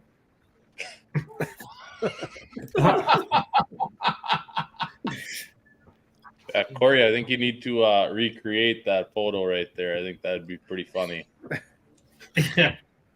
So, and you can see Ron Kesselute's got the Molson Canadian going there too. Did you hit that? We're good. Are we still on? We're not. True. I didn't do.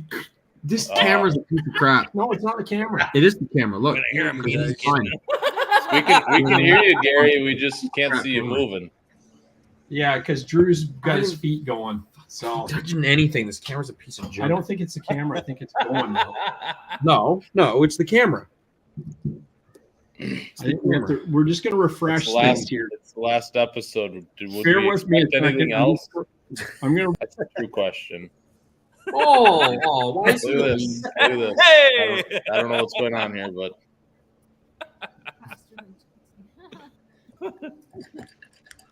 I don't have anything much to say. I just got. I mean, the name speaks for itself. Oh, look! It's a Skidoo Dash now, Corey. Yeah, no kidding. Yeah, I'm pretty sure the views just spiked by like 300 or 400 when that happened. Yeah, I don't know. Crazy. Is it on? You put Corey Jinx up there, I think it would spike a little bit more. The mullet flowing and everything like that. What the? Anyway. I'd need hair. Yeah, we don't need our picture on there. There's two Polaris owners looking at it under the hood of their sled going,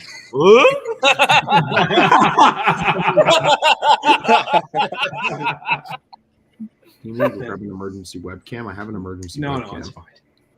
Where's the where did the thing go? Time to go. No, don't go.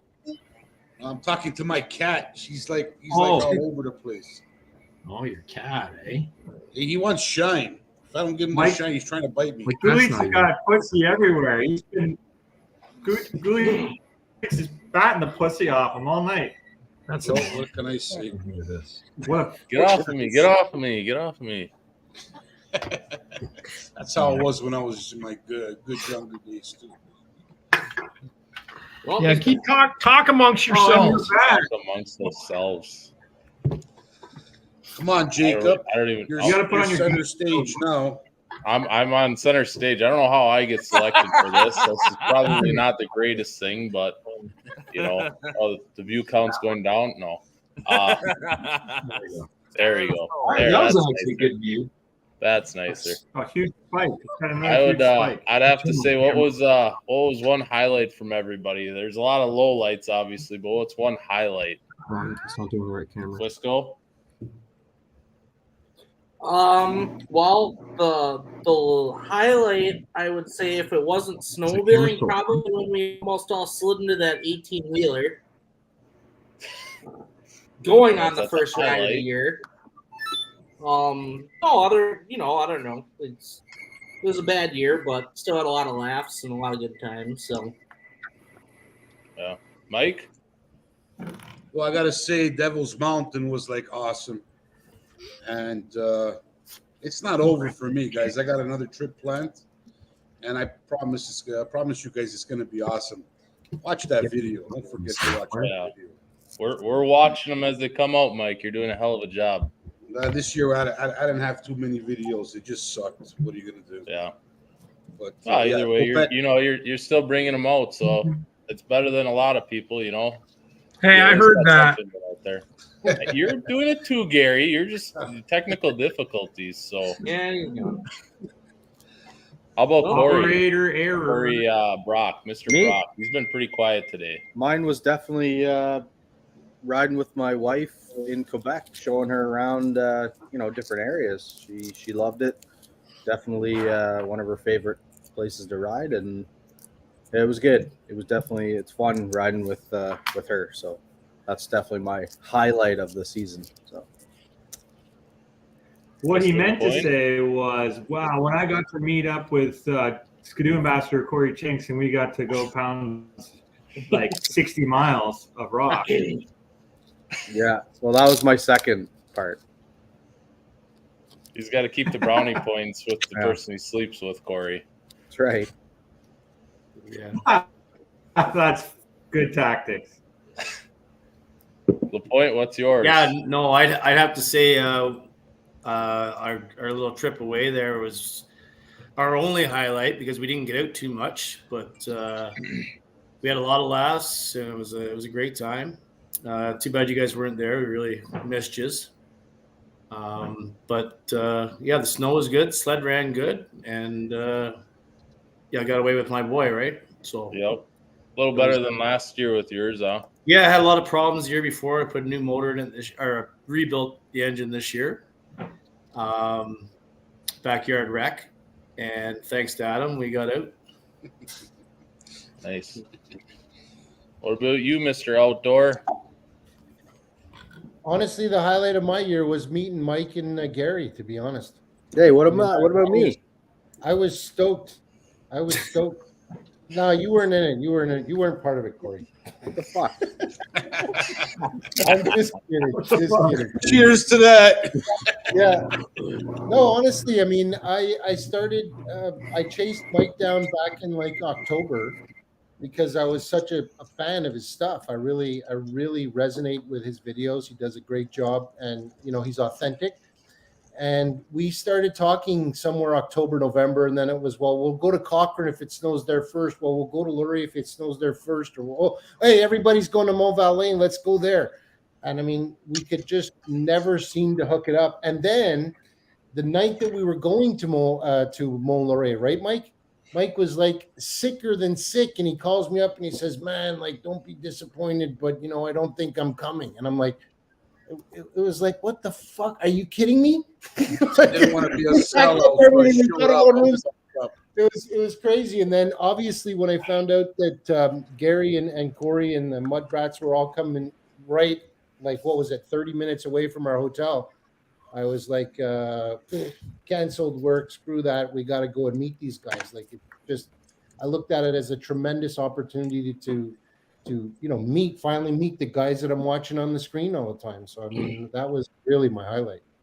Honestly. Yeah, exactly. That was a highlight last year for me, as well as going out there and seeing everybody that's in the chat, everything like that, actually going out there and meeting them. And, it's cool to see, put a face to it, see everybody, everything else like that, so. All the people we've met, it's incredible. Yeah. What about you, Mr. Jinksyboy? Oh boy. I didn't get a lot of miles on, so normally I'm trying to pick through the weeds on what was actually a standout ride. And, honestly, they all had a little character, and they had all a little something that was fun. When Corey had met up with a buddy,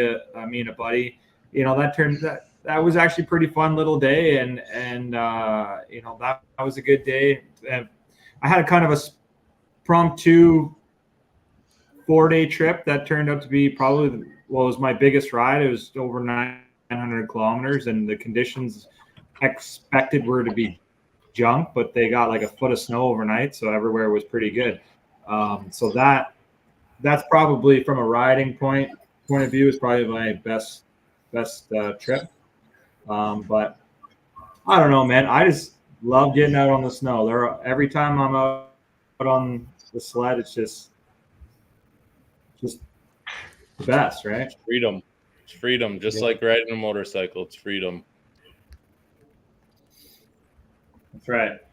That won't work now. Last but certainly not least, Rednecks. What's obviously you guys were saying you didn't get much riding in this year, but what was your highlight of racing? Or whatever. Well, I mean, well, there was a few. I mean, getting to build a sled together with Christina. Disconnected was this other monitor. Why did it fuck up the board? No.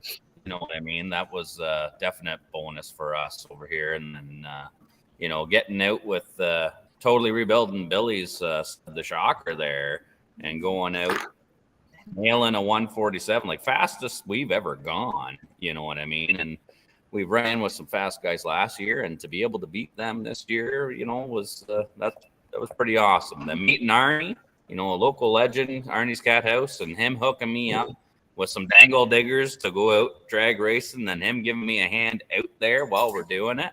I mean, you can't fucking top that, And we were competitive too. It was a fun day, even though it was a short season, but we did hit some events and we got to have fun at all of them. And you know what? We'll just carry it on into the next season, man.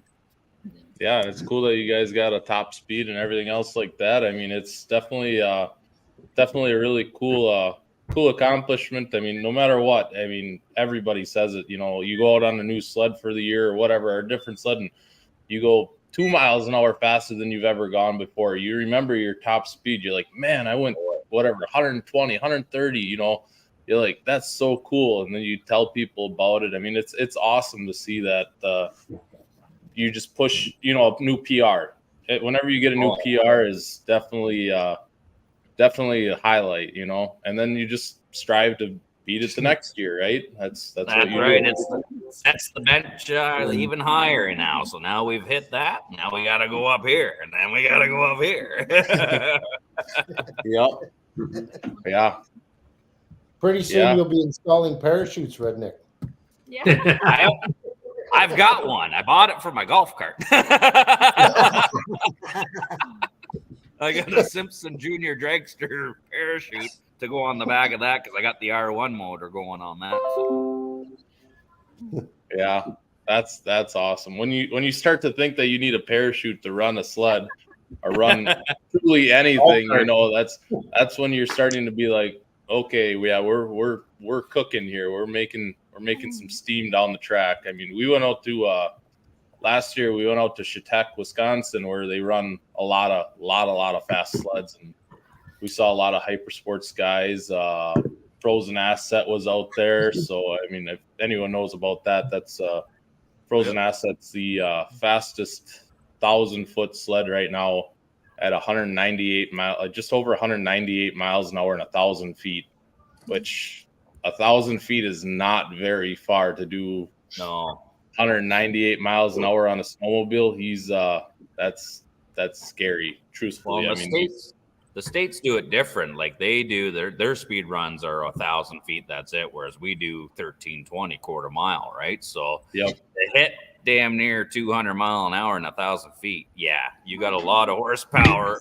You are. Yep. Yeah, it's cool. So I'm right from Wisconsin, and Hypersports is right out of Arlington, Wisconsin. And to be watching, I watch those guys all the time on Facebook and wherever else they post, and to see all their sleds. You go out to like Heydays and see a lot of their sleds out there. They're doing sub 5 second. It's just incredible. Sub 1 second, 60 foots. I mean, they are bringing some steam and having a 4-cylinder push out over 1,000 horsepower. I mean, obviously they're paying for it. They're not, by no means are they cheap sleds, but they're right here, Master. I got my shirt folded on the table. Ah, it's not working. Is that a Hypersports one or what? Yeah, it's the Kyle Cook Racing shirt, but it's not coming up. There we go. Nice. I don't know. Yeah. Just hold it still. Jinxie, hold it still right in front of the camera. It won't work. No. That looks good. Yeah. Right. Yeah. Come forward. No. Yeah. I don't know, but you can't be on all cylinders when you start talking about 200 miles an hour on a sled. I mean, that's just, I don't know. That's fast. Even you, Master, wait till you have a couple of kids. You'll be like, I don't know if I want to go that fast anymore. I'm already content. I'm content with I did 121 this year. That was my top GPS speed. I'm content with that. That is more than fast enough for me. I was pulling for quite some time with that one, and it's one of those things where it's like, yeah, if any little thing goes wrong, a bump's wrong in the trail, anything's wrong, you are. I think you're gonna all of a sudden realize you're not in the place that you were 10 seconds ago. You're along for the ride, that's for sure. Yep. We actually have somebody in the chat who could give us firsthand experience on that. Oh yeah, bro. You ever see a 400-pound guy do like a freaking somersault in the air? Mutual of Omaha. That's the kind of experience I had. I seen it. Well, sorry about that, folks. Thank you, Jacob, for heading that little conversation there. We're back. Not a problem. Guys, we're fine. Thanks anyway. Yeah, not a way to work with it, but a truck with snowmobiles on it passes you. This is another meme here. And then I told her I'd only be riding for a couple of hours. That's when I tell her that I only have 5 more minutes out in the shop. Yeah, exactly. And then you're looking for your 10 mil 3 hours later. Yeah. It's probably in my back pocket. 900 hour there too, huh? That's a nice looks like mine. Your sled when you first buy it versus your sled up for sale. This is Jinxie. I put this in here for him. Your sled up for sale after a full season of riding, like he stole it. Bad decision, and well, he doesn't have poor maintenance, but.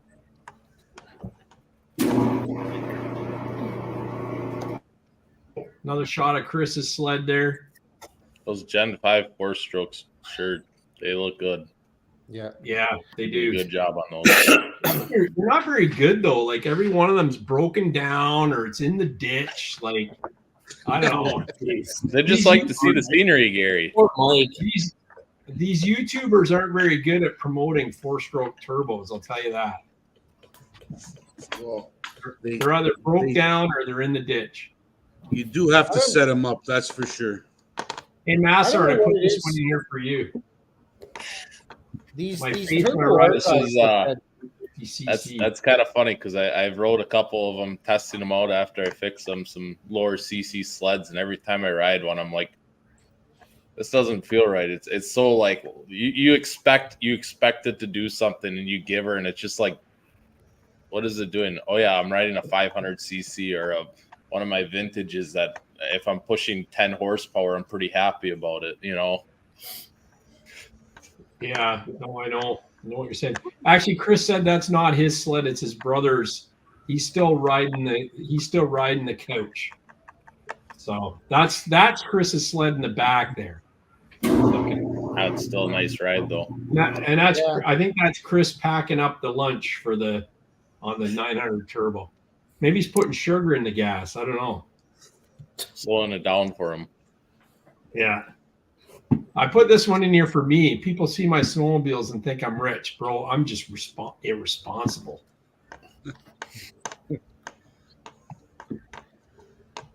Well, one of us aren't. Yeah, that's right. Yeah. And this one here's for Massart. Oh no, you don't. Not without a washer. Oh my god.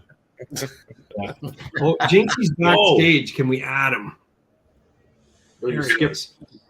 Jinksy, you're back. My computer died. That's what that thing was. I actually had a meme in there for you, but you'll have to go back and watch it. Waxing your skin look like makeup.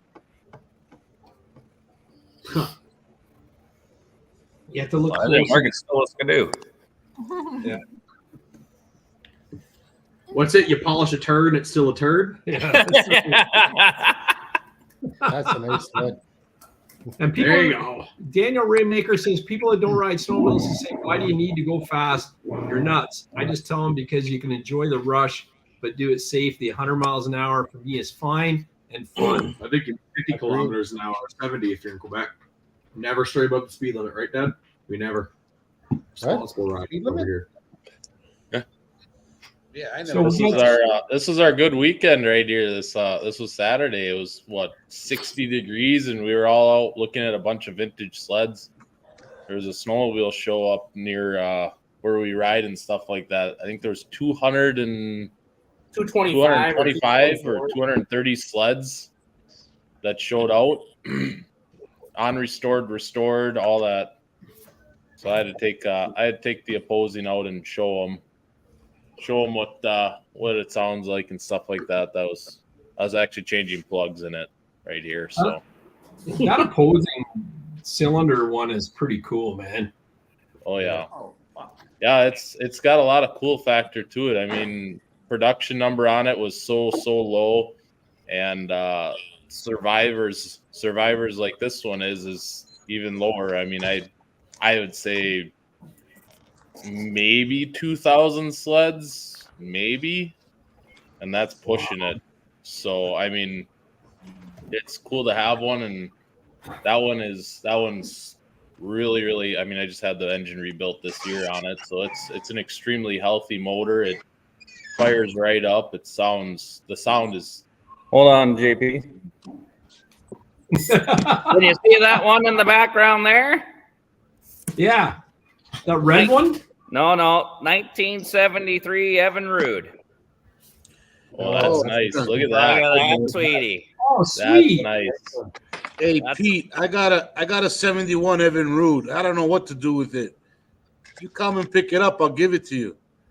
Well, why don't you come over for a beer and drop it off? I was trying to avoid that. Hey, Pete, it's one of those things where help me load the couch in the back of my van. But you gotta go in first. Yeah, we got moonshine here. Christina, do not let Pete move furniture in the back of Galitz's van is all I'm saying. Or a sled. Mine's got like the pop-up front headlight where it pops up. Yeah. That one there, that's got the 528 rotary engine in it. Oh yeah. Rotary, that's cool. Yeah. Can you start it? Does it run? Got the actual Wankel engine in it. It runs and drives and everything. Yeah, Ooh. we just did a video need some on it. It'll rotary be power. coming That's out good. hopefully this Wednesday. I was going to ask if that was the Wankel. Yeah, it is. Mine just gave out a few gunshots, and that's as far as I got it. So. It's actually Can you Christina's uncle's sled. Oh, that's cool. Can you start that Wankel tonight? Right now? Fire it up. Probably good. Just pour a little bit of Molson in it. She'll fire it right up. He's gonna need another beer for that. Pete, we can have a There rev goes that off. beer town son again. Oh my Oh, gosh. Jinksy's gonna rev off here. We can have a rev off. Let me just put it in neutral because it's got neutral, by the way. Oh my god.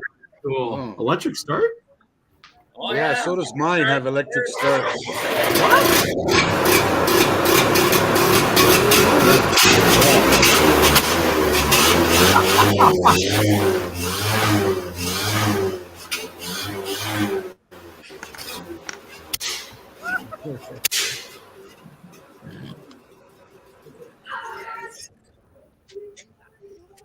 Very Awesome. cool. That's cool. That's awesome, Pete. I was told that holding a cold motor wide open is the best thing you can do for it. Oh, There's yeah. nothing better. Oh, especially a rotary. Especially a Put rotary. Jinxie up. Put Just like Jinxie up. taking candy from strangers and all that too. Oh, I especially heard that holding rotaries wide open is good. Jinxie, turn your phone sideways. yeah, I'm in the shop now. There you go. Perfect. Okay, fire that bad boy up. Oh my gosh. I don't know The what the fuck I don't put count. the key fob. You're gonna make It's me a sick. fob, and I rode it to the gym today. Now I can't remember where I put it. Oh, bikes don't count. This is not party gym. sessions. Rode at McDonald's. Okay, Snowmobile hold Sessions, on. Jinxie. Hold on, we're gonna do this. Hold on, we're doing this. We're doing. I don't have any. Hold on, I'm going to the barn. Well, you let us know when you're ready. I'm going to the barn. Bobby, my sled's in Wisco's yard up north in the cabin in the trailer right now for the snow show. Next vintage show next weekend. Cool. All right, you guys Gary, got a lot of cool. Gary, put me up here. Okay, Are you in the barn now? we got it. Oh, cool. Okay, hold on. That's Oh. the LS baby. Oh, Oh, that's awesome, dude. Jesus. Wait. Fuck. Everything's opposite. Okay.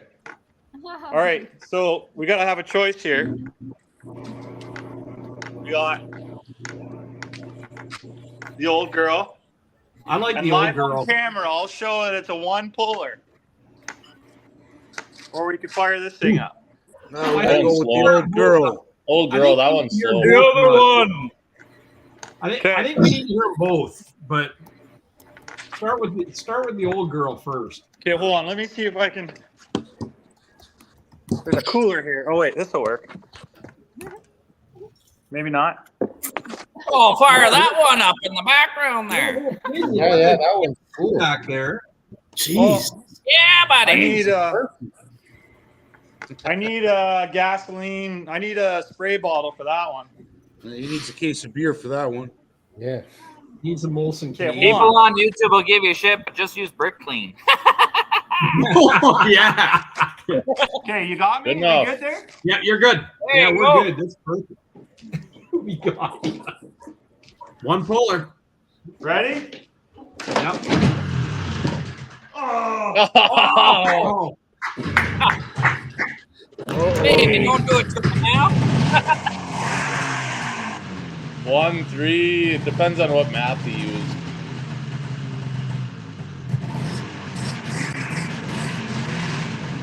If you're Mexican, it was still a Juan puller. Oh, it's there, too. It's there. I fucking love this snowmobile. That's one of my favorites. Is that a 368? Jinxie? Jinxie, is that a 368? Which one? That one that This you one? started. What is it? No, it's a 377. Yeah, so 368cc. Yeah. They're awesome. Yeah. Those are bulletproof. So, do we hand crank the tractor now? Fuck yeah, let me go grab a beer. That's right. Honestly, you're in Pete's world now. That tractor is, well, I don't want to put my foot in my mouth here, but that tractor is like a 3 or 4 compression stroke. Because I fried, it's a 6-volt, and I boosted this thing way too many times, so I think I fried the starter. So I have to hand crank it, but it fucking goes. Like, it's a good tractor. But I'm not doing that. Okay, to fire up that 670 to actually put some shakes into there. Do a burnout. Oh my god. Oh, I gotta do the 670? Yeah, you do. You should have showed it. Burn out. Does that work? He wants to see that truck light up. Good enough. He's got no This engine in thing's it, like though. pulling a mule uphill, though. Good thing you went to the gym today. My 670 started awesome. All right. I just got to get fuel in the lines. Yeah, it hasn't run in a Isn't while, it like eh? 25 degrees where you are today? Come on. Yeah, I rode my Harley to the gym in a t-shirt. Oh my gosh. Oh, here we go. Come on, baby.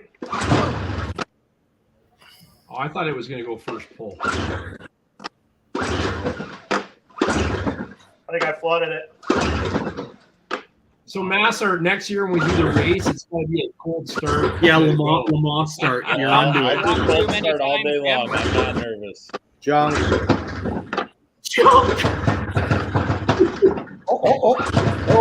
Hey, Jinx, are your map working? He needs some windpipe.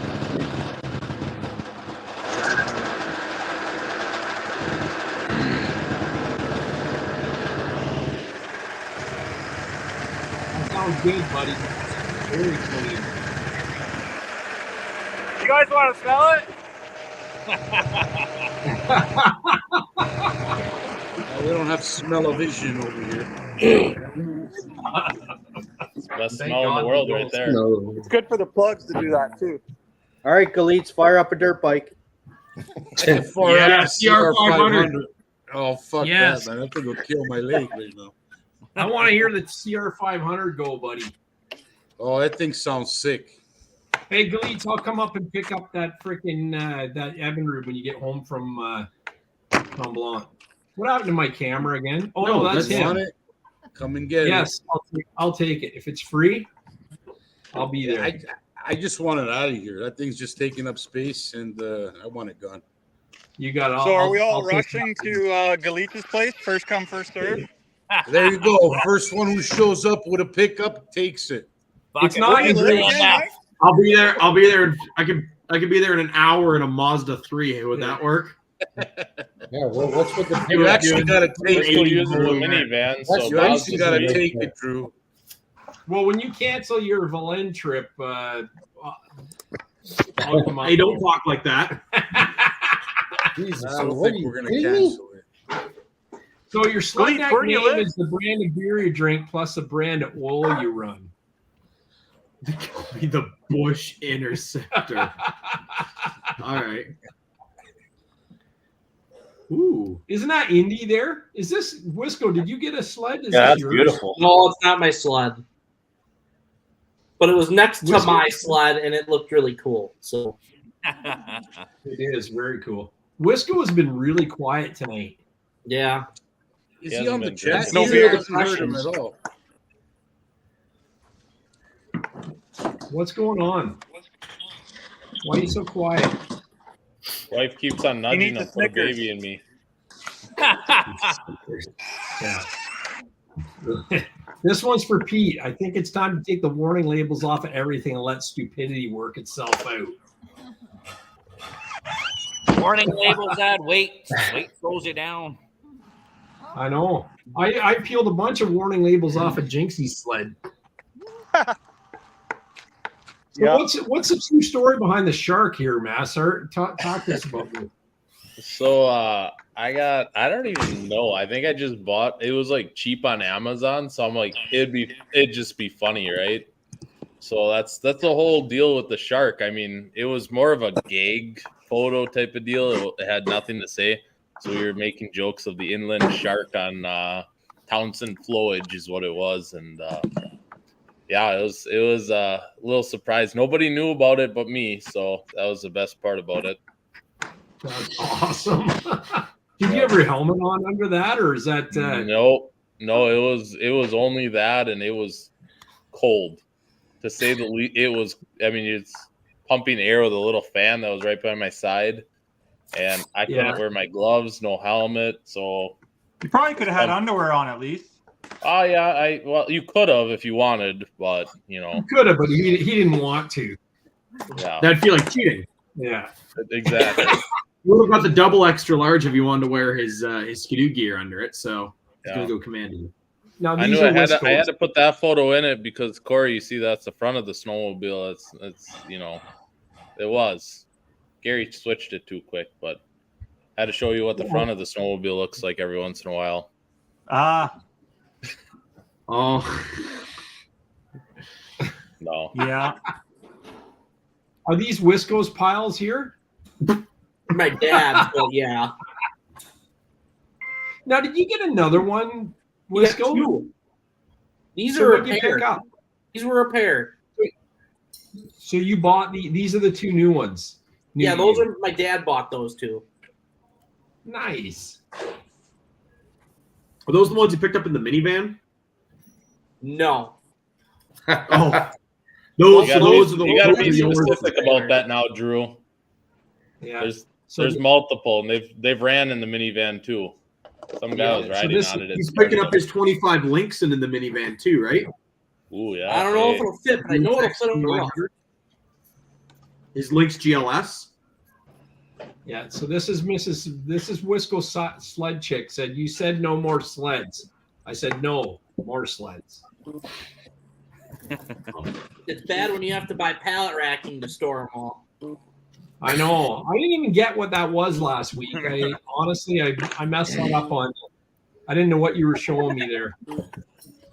But what's this picture from there, Massart? That's from this season. That was, I believe, the last ride around our house. If I'm not mistaken, me and my buddy, who has, we had matching sleds like 2 years ago before I got my 23. We went out for a little ride with them, and that's right, not even 2 miles away from my house and stuff like that, which the trail literally goes right behind my house. It's really nice, convenient. So I was like, well, I don't know how much snow we're going to get, so I'm going to get a nice picture here of both of them.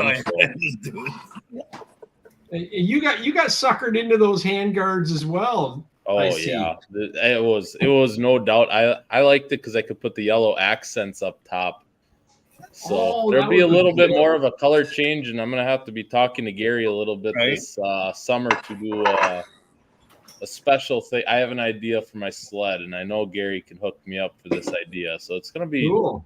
It's not gonna look the same next year. Right on. Awesome. You let me know. That makes it like what number set of those number 10 we've seen this year of the LED handguard lights of everybody. That's right. Yeah. Man. Yeah, those, I love how you put it. I think I installed 8 or 9. There's a Raider for sale in St. Thomas, I think it is, on Marketplace. I think they want $2,000 for it. It's not in good shape though. They're cheaper around here. How much are they around there? $25 for that one. And that's in good shape. What's that? That's like $10,000 Canadian though.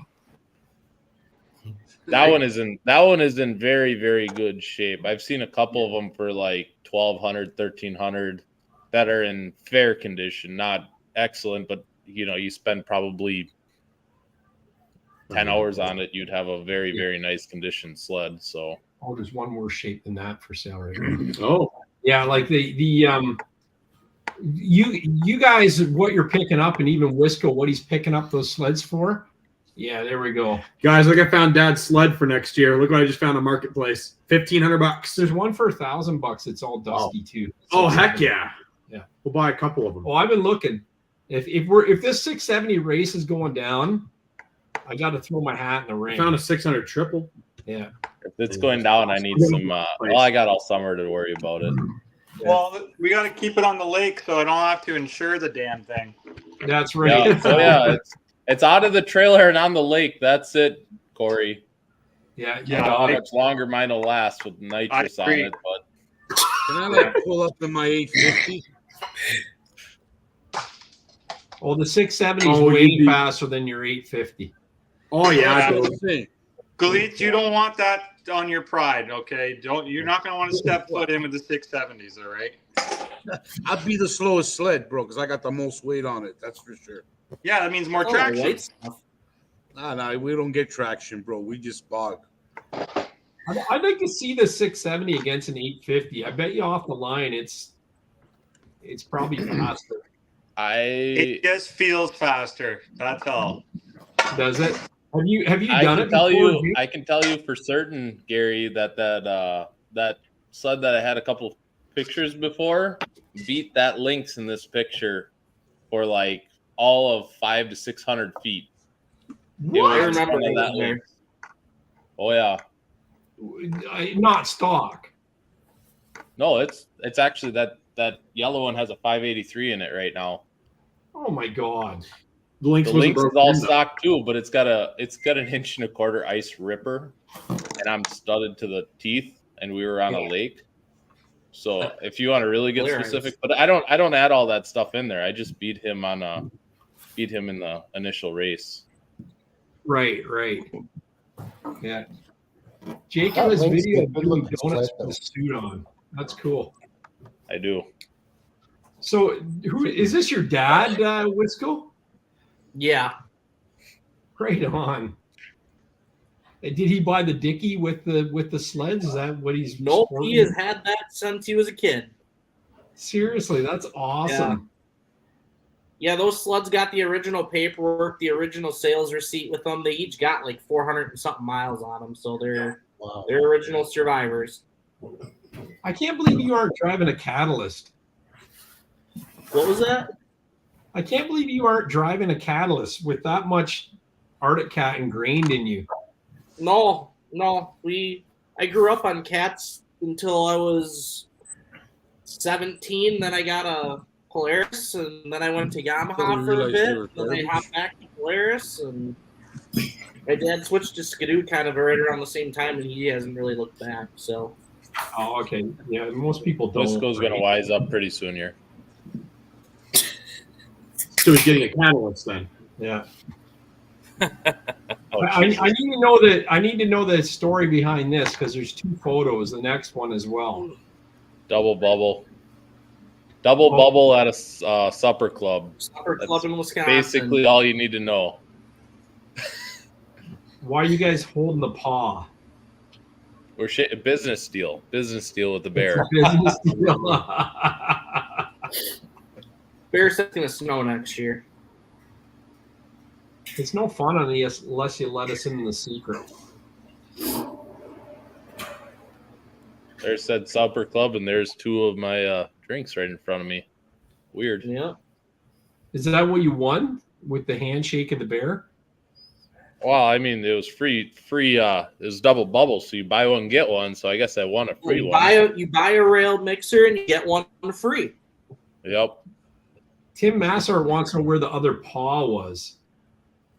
Don't worry about it. Oh, I see. Yeah, I see what you guys are doing. Football. See, as Rob would say, that's Rob Reinhart right there. So yeah, exactly. He's in the chat too. As he would say, football season. And you know what? Rob was going to meet me this winter too at the lodge sessions. I was so bummed. He's coming next year. Yeah, and look at Tim. He says, "Look at the Mudbrat shirt." There we go. The heydays. Yep. Snowmobile Sessions. Is that Rob's wife beside you? No, that's Justin's mom. Right on. Dad, why is my sister's name Rose? Because your mother likes roses. Thanks, Dad. No problem, Yamaha SRX 700.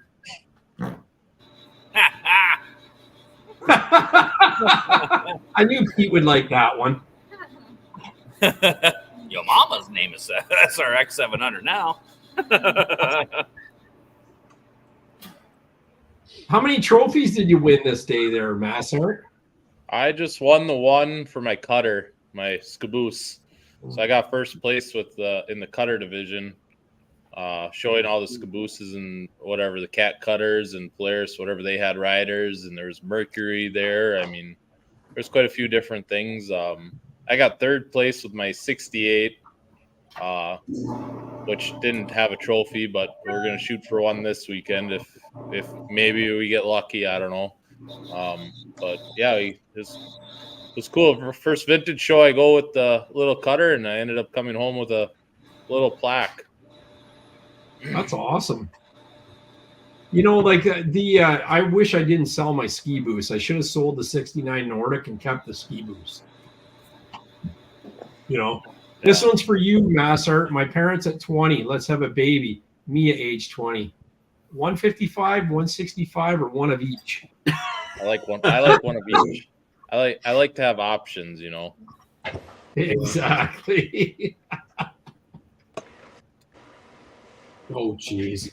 Oh, jeez. How did you get behind the Lamborghini? You've got your big trailer. That's awesome.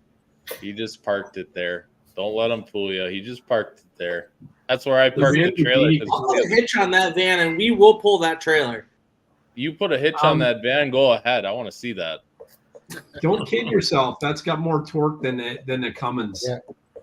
I don't have a Cummins, so we're good. Hey, you know what? The Odysseys were tanks, man. They were tanks. They were freaking tanks. No, they weren't, man. They were bulletproof. They were sports cars. There was a Car and Driver magazine in 2010 did an article called "How Things Have Changed," and they took a Honda Odyssey. They were 210 horsepower, and they drag raced all these muscle cars from back in the day. And I think the only thing that could beat it in a quarter mile was a Maserati.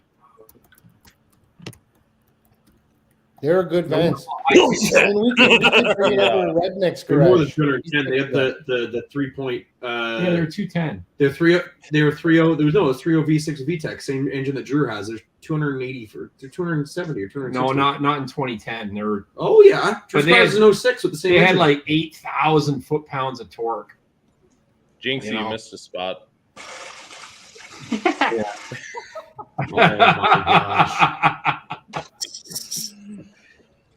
You guys are cutting into my nanny time here. Yeah, I bet, eh?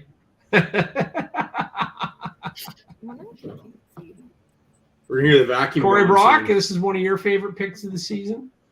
Yeah, that was just again what I was touching on earlier about letting Shannon experience Quebec. So that was her and I left.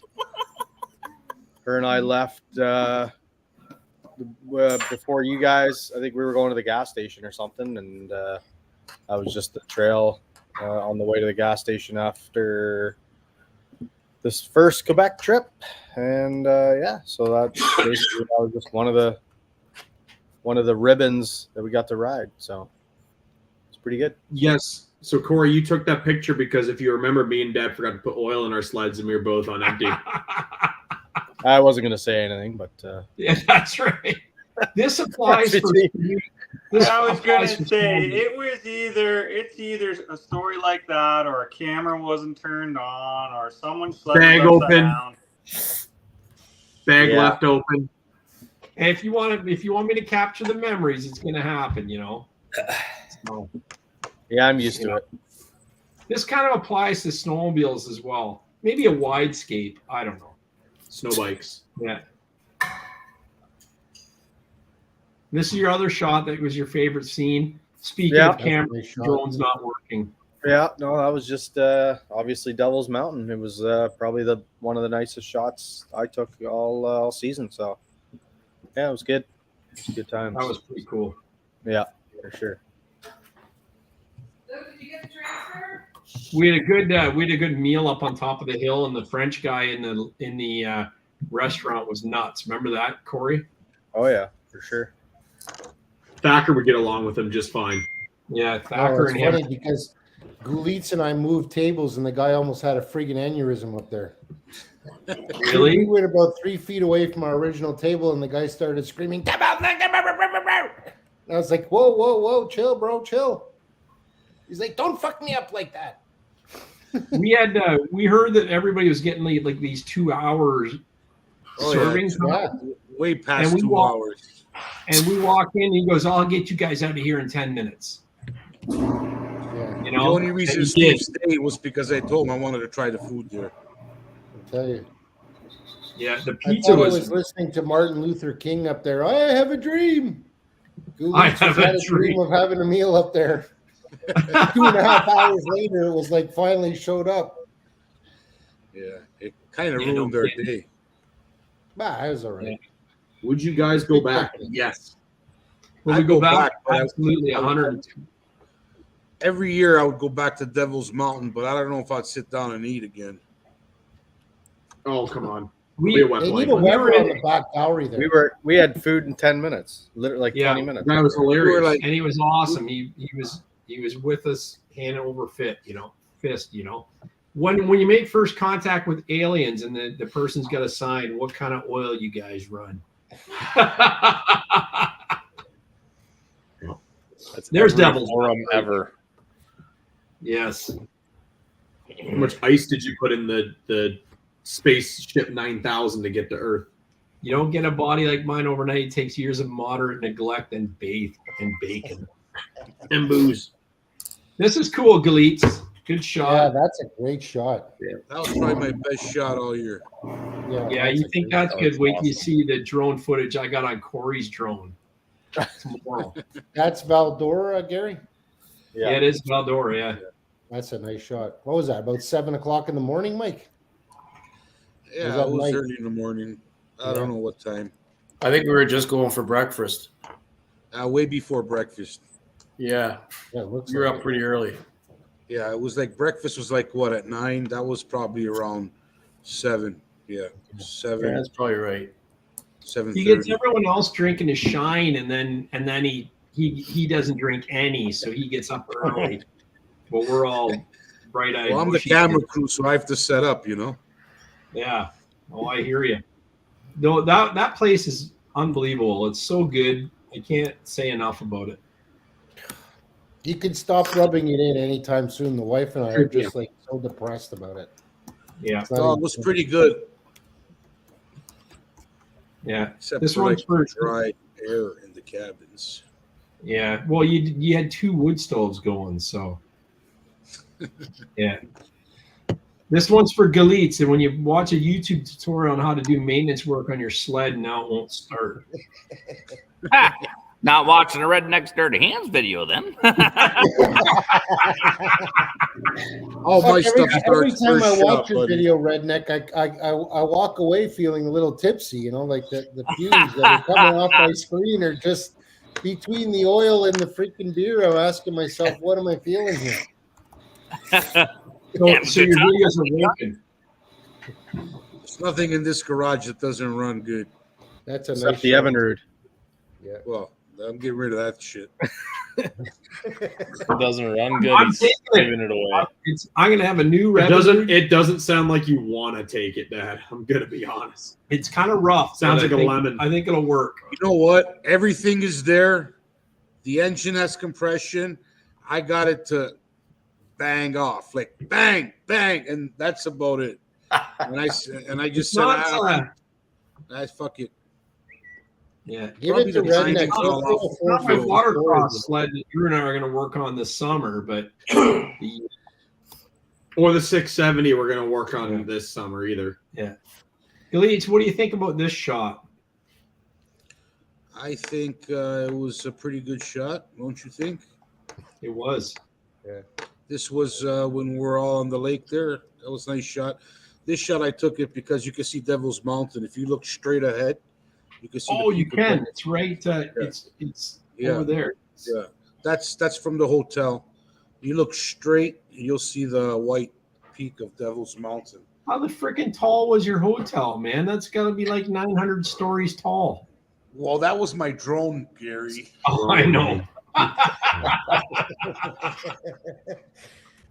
Actually, I can attest to it. I saw Goulet standing on the cab of his truck.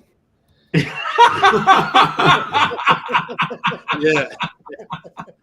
I just jumped when I took that shot. Yeah. This one here I put in for Gillies because when I was picking his sled up from the second time we got it stuck, when I actually decided to help, it says when you're helping your buddy get his sled unstuck and you realize he's not lifting as much as you are. Well, good thing he has a light sled. Hey, man, that was the camera crew. I had to catch that shit. GoPro mounts exist for a reason, Gulitz. Another What good ride was this, Mike? This was a local ride. It was like the only local ride I did. I went up to Wabashine that day, and I was with my cousin. My cousin is the one who actually got me into snowmobiling, and then the year later, he sold his snowmobile and got out of it, which sucked. So he's on my 850, and I'm on the 900, and trying to get him back into the snowmobiling, but wrong year for that. Right on. When I finish a 4-minute task I've been putting off for 4 weeks, cracking that Canadian. How are you doing? Hey, Pete. There's another picture of that. Can you even name a 4-minute task on a snowmobile nowadays? No. Like maybe changing plugs on your 99 ZX chassis, but Galeets, this is the coolest little clubhouse. Yeah, that was how do you say, one of those. I like taking shots where everybody's doing something and it looks real. Those are like. Well, you didn't have to give me pissing in the background. Well, you're probably picking your nose. I'm covering the bird right now. The point was distracting me. Oh, yeah. So I was just, taking shots while everybody was doing their thing. No, it's a great shot. What a great day, though. Like, look at the sun and everything that day. Yeah. I'm telling you, Quebec does the clubhouse thing correct, man. They all had those signs that were all like they were hand painted in the 50s, and they're all like they're all kind of like peeling off and that kind of thing. So, and they're clean. You can actually feel like you want to be inside of them because the people are just respectful of the space. It's not like you go and like the Ontario clubhouse that we saw, the one clubhouse we saw up in Kearney area, it had the doorknob broken off it. Like, come on, step it up, guys. That was Jinksy's clubhouse. I know. Yeah. Maybe they didn't like Jinx though. Yeah, this was an awesome place. Sorry for the Wisco guys, but we should go back there next year. I'll make the trek. Yeah, the place is great. Like, it'd be nice if there was lookouts and stuff on the trails, but the actual accommodations were unbelievable. I'm buying a satellite phone though. Yeah, we need a always beer cans in the outhouse too in Ontario. We have that problem. Yeah, that's Proper's TV. I think he's talking about Ontario. He is talking about Ontario. Yeah. So me looking at season. That's a good one. That was a good intro to Jinksy's pictures. Yeah, look at that. Oh, nice. An awesome photo. Mm-hmm. He's still doing dishes. That's that same spot I snag one usually every year now. Oh shit, where is that? Coming the A trail, isn't that? Fuck, I gotta remember. Wherever it is, I'm marking it on my map so I can go take a picture there next year. I love the comment on Instagram somebody put Jinksy. That's right. They said that the AL 303, which I gotta look. Honestly, I'm ill prepared, but it's coming. That's coming like out, like coming from north to south, coming down the Wrap. You're coming down from like Pembroke way down towards like Whitney. Like, I know that's a big gap, but like it's heading south from that area. Sorry, I'm in the middle of invoicing. I was waiting for my turn. I was trying to find that comment someone said on this. He said it looks like the highway to the danger zone that Kenny Loggins was singing about. Oh yeah. Not mistaken. He's got his ride light on. as well. I saw in that last picture. You really haven't Yeah, tried go it, back. You so- can see the orange light reflecting. That's okay. We'll take your word Nice for 2019 XRS with them. Gary, that I don't know if you skipped a meme. Did you skip a meme just now? Yeah, I did. This is the meme that bro, that let me me? try your sled real quick. So, Gary, the reason I want you to go back to this is because I actually know the girl that is the photo of. Come What? Yeah, her name is Brandy. She's from like Timmins. That's her dad's Nitro. It was like a year old at the time, and she went to just take it off like this little booter, but she was sitting down, right? Like, you know, when you got to jump, like you got to stand, right? Or it's going to launch you. Well, there you have it. And to this day, she hasn't lived it down. Like, because that meme comes up everywhere. Ejecto seat, cuz. Yeah. And can I just say this? I threw this in randomly. Corey did not send me this photo. I put it in there just because I thought everybody probably wants to try Corey Jinx's turbo. And I that's why I threw this meme in there. I had no idea there was a connection. For a second, I thought you threw it in because you see me do something like that. Yeah, I could have put it up in your area too. But it's his own sled, so the context doesn't matter. Yeah, that's right. That's cool. Small world, right?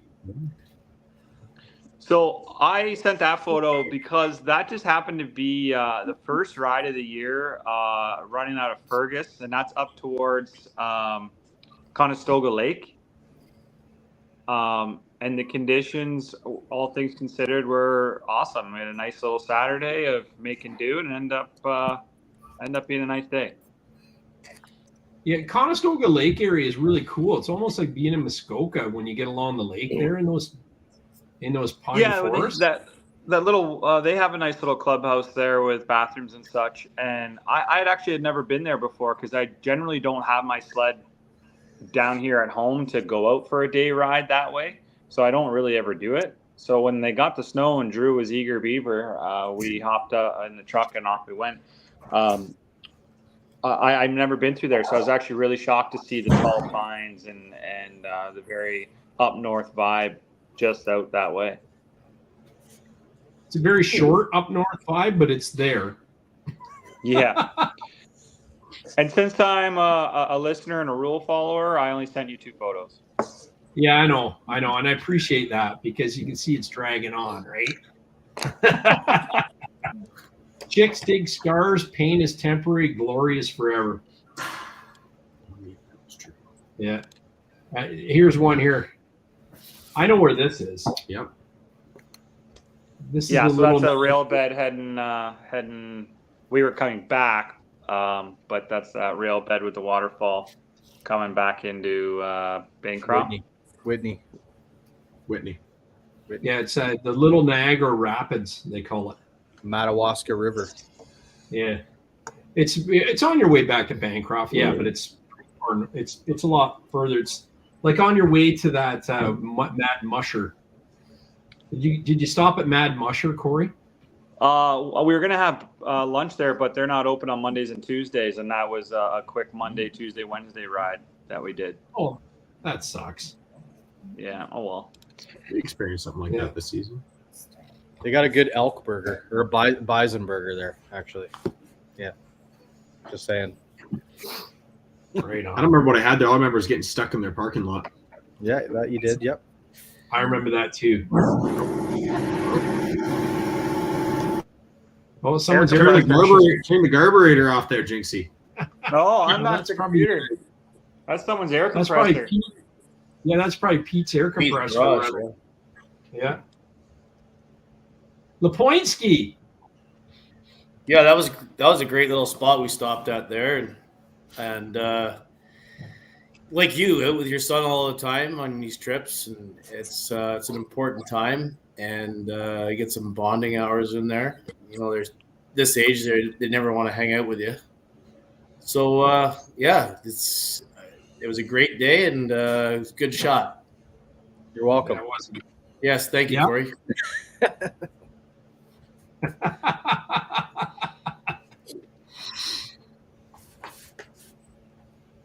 And then what's this one, Lapoinski?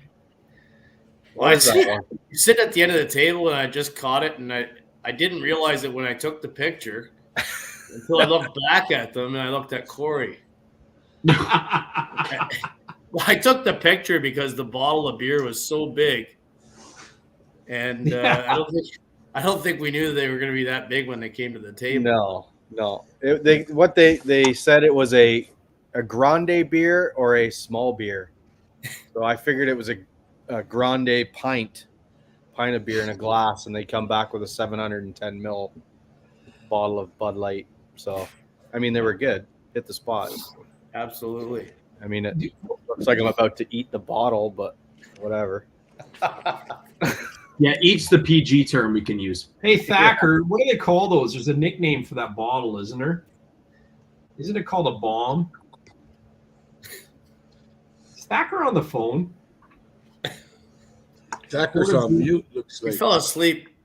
He's on the phone. Hey, fellas, I got to jump off. I just wanted to say hi and bye, and hope you guys have a great summer. And too bad we couldn't all get together. So hopefully next year we can. All right, Jinxie. Have a good night. Take care, Corey. Thank you, Corey. Appreciate everything, buddy. Be good. No sweat. Yeah, Thacker will be able to tell us what that's called. Day 1 of the snowmobile trip and day 7 of the snowmobile trip heading home. Yeah, I put that in there for Corey Brock. That's pretty funny.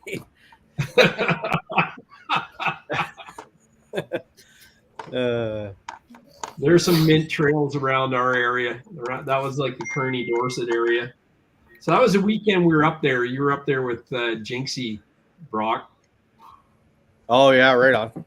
Masser says it's called a half barrel. Stacy says it's called a mega pint. No, it's got a name. It's called me today after coming back.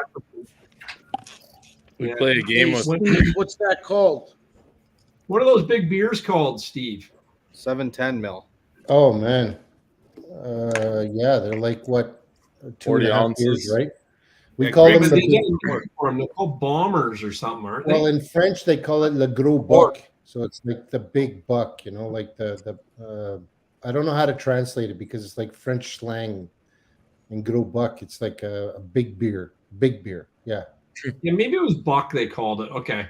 Yeah. And this is a serious meme. Landowners, without them, we have nothing, and that's the honest truth. To get serious on this, but yeah. And then Keslu, this is in he went from Dorset. He didn't ride there, but then they trailered up to Cochrane, and that's a picture. You'll recognize these clubhouses, eh? Yes. Mike had those in his video. Yeah. Yep. That's like actually a smaller one, but I know exactly where that is. Yeah, that's cool. This is kind of what it looks like mid-January in Wisconsin.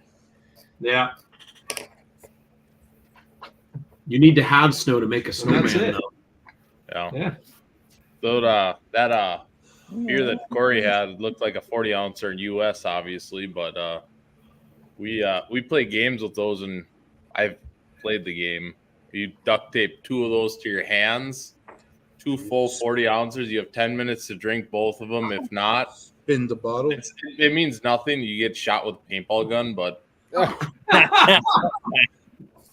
it's that's kind of just some of the stupid games we play in Wisconsin to drink beer. So I don't even know where I get a paintball gun, to be honest. I do know. I think I'd say I'd get in trouble coming across the border with one, but if it's anything like last year, they just are like, "Oh, you're coming to Canada? Yeah, come on in." Exactly. Whatever. We don't care. I got a friend that plays paintball competitively, so we can get. Cool. I don't want that. Then I want one that like fires once and jams, and then it can't do anything for like 20 minutes. Yeah. Oh, that's crazy. Renegade X was out for a ride, he says. What? Yeah. Where? Show off. Where? On his motorcycle? Sucks. Yeah, maybe on his motorcycle. Roller? Did he get a set of Koala Pieces roller skis like when I went out? Oh, and then got a cup of coffee. Yeah. Riding the sled outside of Walmart. So it looks like I did it through the McDonald's drive-through in October. Yeah. That was Packer and Galeets are classic going to be the only ones riding next week. Yeah, he said 2 wheels. Yeah, man. You guys should come. That's good. I can't. Got That work was to do. classic, that freaking video, Gary. I swear to God. Yeah, it should have been viral, but it didn't. I don't know. When I saw that, my wife was cooking supper, and you got to come in and see this hoser going through McDowell like in the middle of summer with his sled. Yeah. Like, come on! I'm like, yeah, you got to see it. And I was sweating buckets. I was in full snowmobile gear, pants. The only thing I had was motocross boots. That was my only saving grace. My feet, I get freaking trench foot in my winter boots. I think I would have had a helmet on and like a swim trunks on, and that's it, Drew. Hey, my E-Link didn't fog and it wasn't plugged in. So for all you mission wearers, I'm telling you, you wear them in October in 20-degree weather, they don't fog up. Yeah. Best helmet on the market, Oxygen. I'm telling you, there's a comment saying it was fake. What? No. Yeah, they thought we faked it. They said it didn't look like the snowmobile was moving. They looked like it was. Well, when you were riding across the bridge, it was moving. Well, the one that were going underneath the bridge, it looked like the track wasn't moving because it was the same frame rate. So it looked like the sled was just kind of like that. But it's like there's no way you can fake that. Do they want to buy a 1.6 Ice Cobra with basically every single lug missing or bent on it? Then there's the proof of what happened during that. We ruined a track, basically. That doesn't the take sliders much. were nothing, and the track was ruined. Don't tell Pete it's ruined. I was going to sell it to him. It's actually a good drag slick track because all the lugs are gone off it. So it's like you would. Slick track. That video is what I call dedication. 10 hours to shoot it to get 12 minutes worth of footage. Yeah, it was a whole day. Every 10 feet, you must have to stop, man. Every 10 feet. No, All right, fellas, this is the place, but we got to pass you out. It was great talking to y'all. Hey, Pete, I appreciate you coming on board tonight, and I appreciate the prizes at the lodge sessions there too. That was freaking awesome. Yeah. Oh, it's glad. I'm glad to see that you hand them out and that people will be representing us all over. Yeah, for sure. Pete, when I get my sweater, I'll send Gary a pic. He'll send it to you. Yeah, that'd be awesome. Yeah. Keep watching my videos. I'll be sporting your toque on one of these days. There you go. Cheers. Cheers, buddy. Have a good night, guys. Good night, guys. Take care. Take care. Yeah, we won't stay too much longer anyway. So that was I had a great season. I get to ride with my friends and I got to meet some new friends. So that's what it's all about. And I got to ride with the LaPointes because they didn't make it out last year. So that was kind of nice. Yeah, we didn't ride too much last year. No. But no, that was great. It was really good. Next year you will when you have your new 850. Yeah. I could ride all weekend. There you go. Exactly. Smart shocks. Competition turbo. Yeah. Turbo, yep. Yeah. He's got one of those, and he's also got that backcountry on order. Corey, Also a turbo. Corey, you haven't ordered anything yet? Maybe. Not yet. No. Yeah. Not yet. That's another one of those. You got the April 2nd for the interest rates to drop. Yeah. Yeah, let's hope, eh?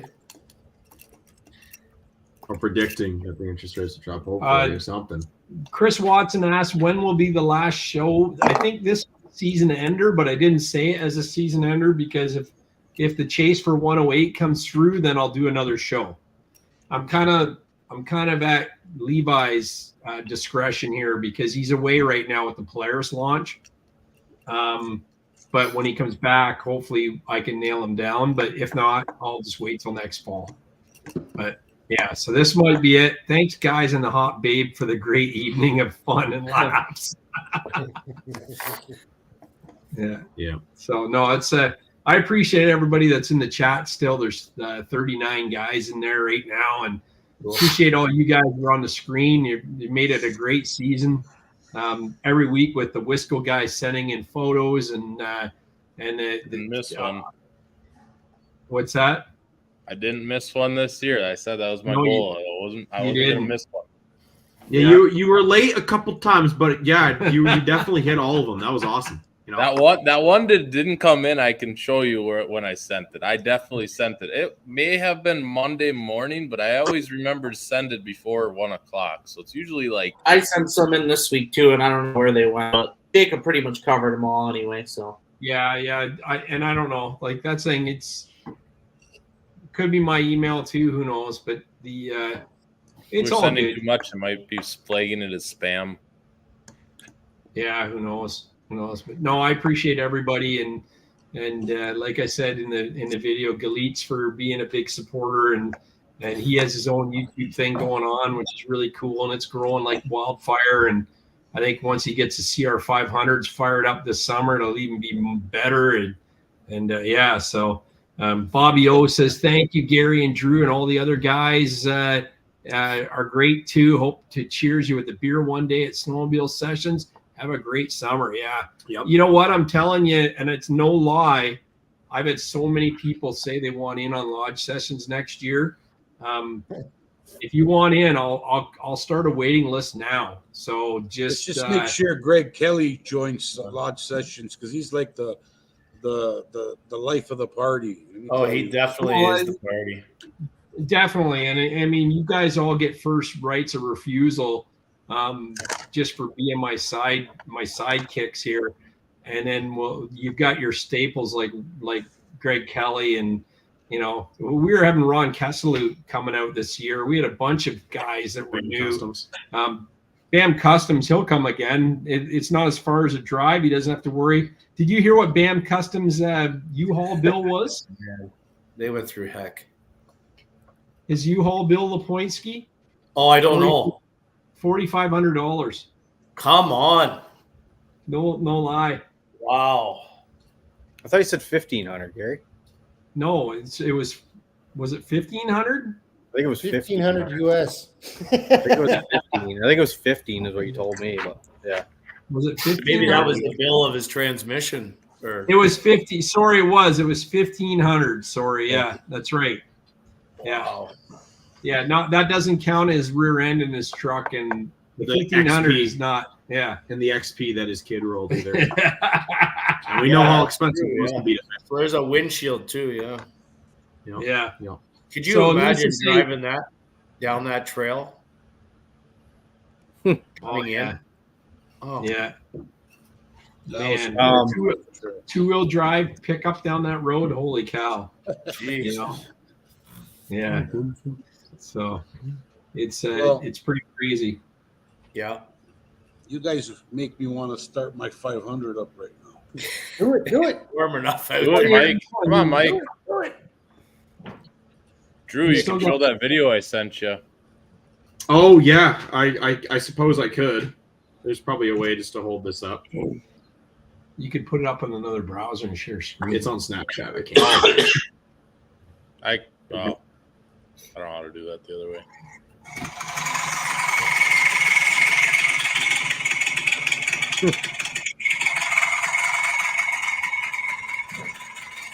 Sounds like an eco diesel. It does. No word of a lie. Yeah. That is. I got a lot of compliments when I fired that thing up this past weekend to bring it to the trailer and stuff like that. Everybody's like, "Man, I've never heard one of those things run before." Well, Galitz is up to something. Yeah. This season of podcasts for Snowmobile Sessions was great. We had 3 episodes that made it into the top 10 most viewed. I think it was Redneck's Dirty Hands, Side by Side Blog, and I have the last one. What's the third one? Gord's Garage. Yeah, Gord's Garage. Really? Yep. That's awesome. Yeah. So made it. Yeah. Those 3 breached it. He from Redneck Dirty Hands killed it, man. He literally. And your video at the open house, Energy Powersports open house last fall, is the second most viewed live. Seriously? Yep. Wow. So you have 4 that made it into the top 10. There you go. Mike's doing it. I'm getting another beer, Greg Kelly says. What happened, Mike? You guys want me to start this thing? Yeah. Turn the camera over to it. You can. Or the laptop. Oh. Which one, right? Which one? Oh, look at that.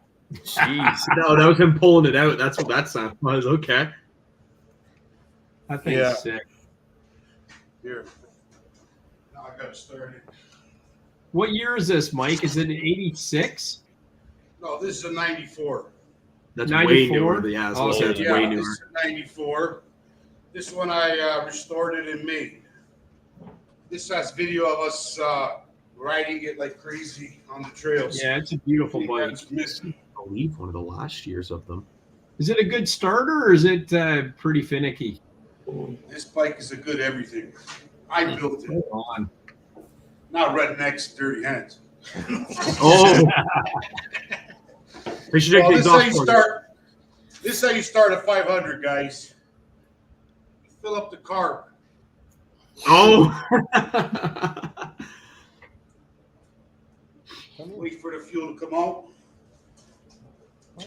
Put it in gear. And you prime it. Kind of smart. Seriously? Okay. That's awesome. That's smart. I've heard these things have some pretty nasty kickback, like people breaking their legs on them and stuff. So it's probably pretty smart. If I break my legs, you guys are front row. Yeah, that's right. Make a good YouTube content. Make sure you put your Crocs on, your kickstart Croc.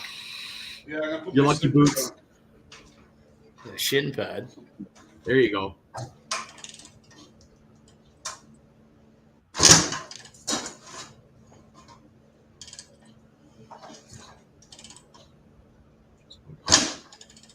Jesus.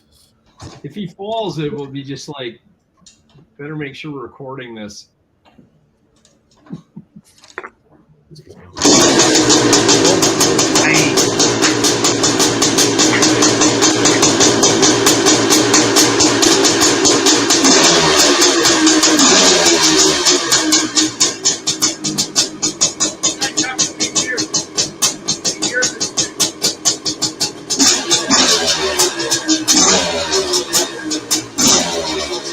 Someone's finger on the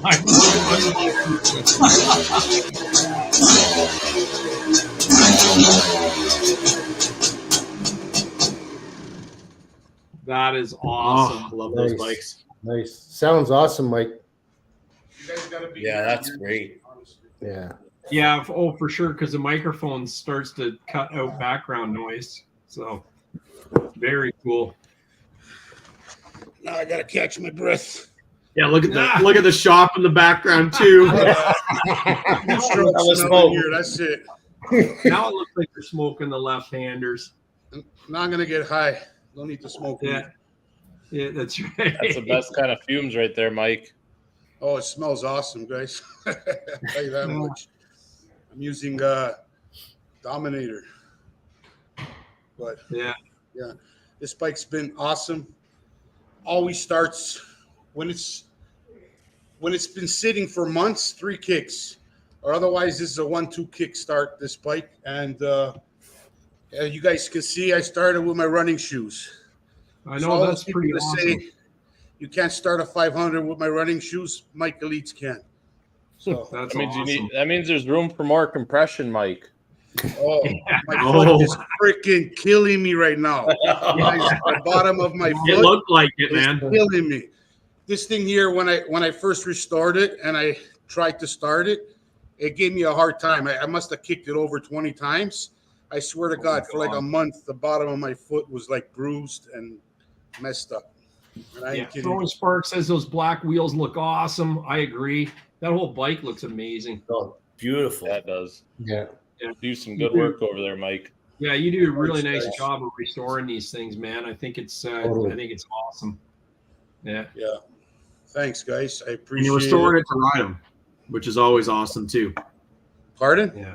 You restore them and you ride them too. Oh yeah. Which is What's also the point? because a lot You of can't ride that, them. you know, there's a lot of Like I people said, that'll this thing restore here, things like after I restored it, I took it to my buddies who went out on the trails, And they're all looking at me going, seriously, you took this bike out? I'm like, yeah, now you guys get to ride it. And believe me, I ride with killers, bro. Marco, forget about it. He's fucking crazy fuck. Then there's Nick. That guy's supposed to be riding pro right now. And you got Craig, too, who's an awesome rider. And they all took turns on this thing. And not one freaking bolt came loose. And I ain't kidding you. This thing here was the way we brought it there. I took it home. And I go on YouTube and I watch a lot of people that restore these things. And the first ride is pure disaster. They're either changing spark plugs or their sprockets are coming loose, their pipes coming loose, bolts are coming out because this thing here just vibrates like crazy. But like I said, this thing here, I finished it, we rode it, and I gave it to killers, and they rode it hard. They dumped it, everything, you name it. Marco must have dumped it twice. Oh my God! Not one scratch on it. This thing here just perfect. That's awesome. Daniel Raymaker says beautiful bike. Mike deletes mean machine. I love my '93 CR 125. Good bike. All Train TV says, do you ride it or race it? Rob the oil guy wants to know. Well, I haven't raced since I was like 21, so I just ride them. No, that's cool. That's cool. Anyway, I'm going to get going. I'm going to let all you guys go too. Thanks for joining us on screen tonight. Hopefully that helps you feel better about this shitty season that we had. And we'll see what happens. And maybe it's not, the season's not over yet. It's not over for me, Gary. I'm looking forward to your content, man. All right. Thanks for having us on. Yeah. Thanks for doing this, Gary. You're awesome. And I hope you think the last show of the season, tell you the truth, because it kind of seems premature. Yeah, for some reason. it does. I wrote it first today. It wasn't. When it was 20. Yeah, when it was 20 degrees and we summarized both of our snowmobiles, it felt like it. Oil moded them. Well, today did feel like winter was over for sure, but like I said, everything just feels like it flew by. Not enough riding, like worst year I've had so far yet. So yeah, for sure. In kilometers. No, it's I'm used to putting 7,000 to 5,000 kilometers. This year, I think I got 1,100 on my 900 and 300 on my 850, which is one trip for me, actually, you know. So yeah. You had a rough time the two trips we went on, so that's health and getting beat up for, on the one ride was. You got to take it easy, right? If you get hurt. Well, it wasn't. You know what? I came out of there feeling perfectly fine. I wasn't beat up at all. Not one bruise. I don't know how that happened, but honestly, it was because I haven't been riding. It's like the riding. I would ride one day and then take 2 weeks before I go out again, or 3 weeks, and my body never got used to the riding. So even that day we were in Quebec, that one day we rode, it just like I came home like pretty much dead. And like I said, my body never got used to the riding. I didn't get used to my sled. It was just a horrible year, but it is what it is. Yeah. Live and you learn. What can you do? Not much. Make it better next year. That's what we can do. Oh, absolutely. We'll get her back. We'll get Mother Nature back for sure. So no, and hopefully I'll get see other people saying one more show or whatever. And it's like if the chase for 108 comes through, I didn't put 108 out yet, so I can always plug it in whenever it comes. So we'll see. Maybe it'll be early next season too. Who knows? But I'm a season opener. We're in communication. That'd be a heck of a season opener. Yeah. Truthfully, I mean, if you're talking about one of the best influencers,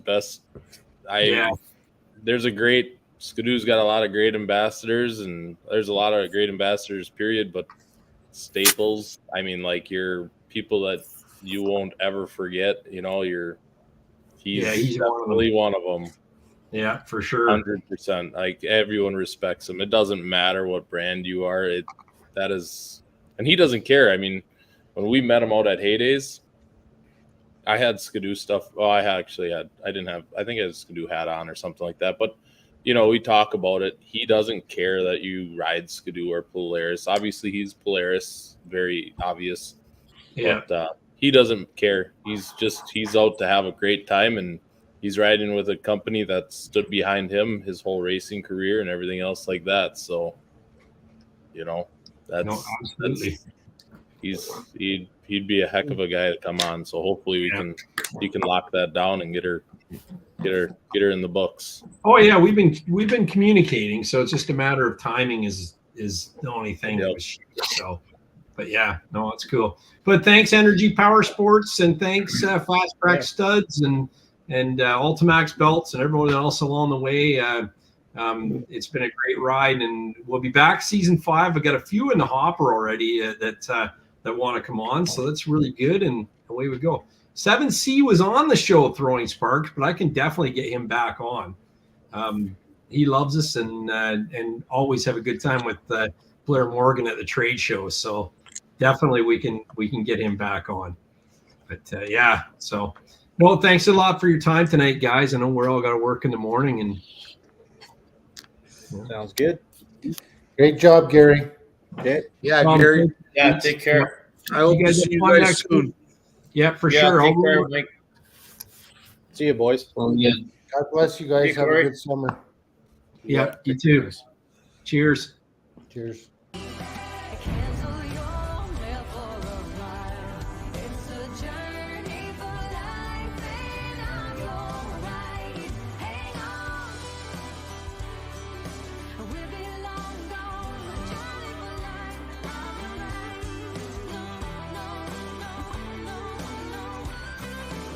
It's a journey for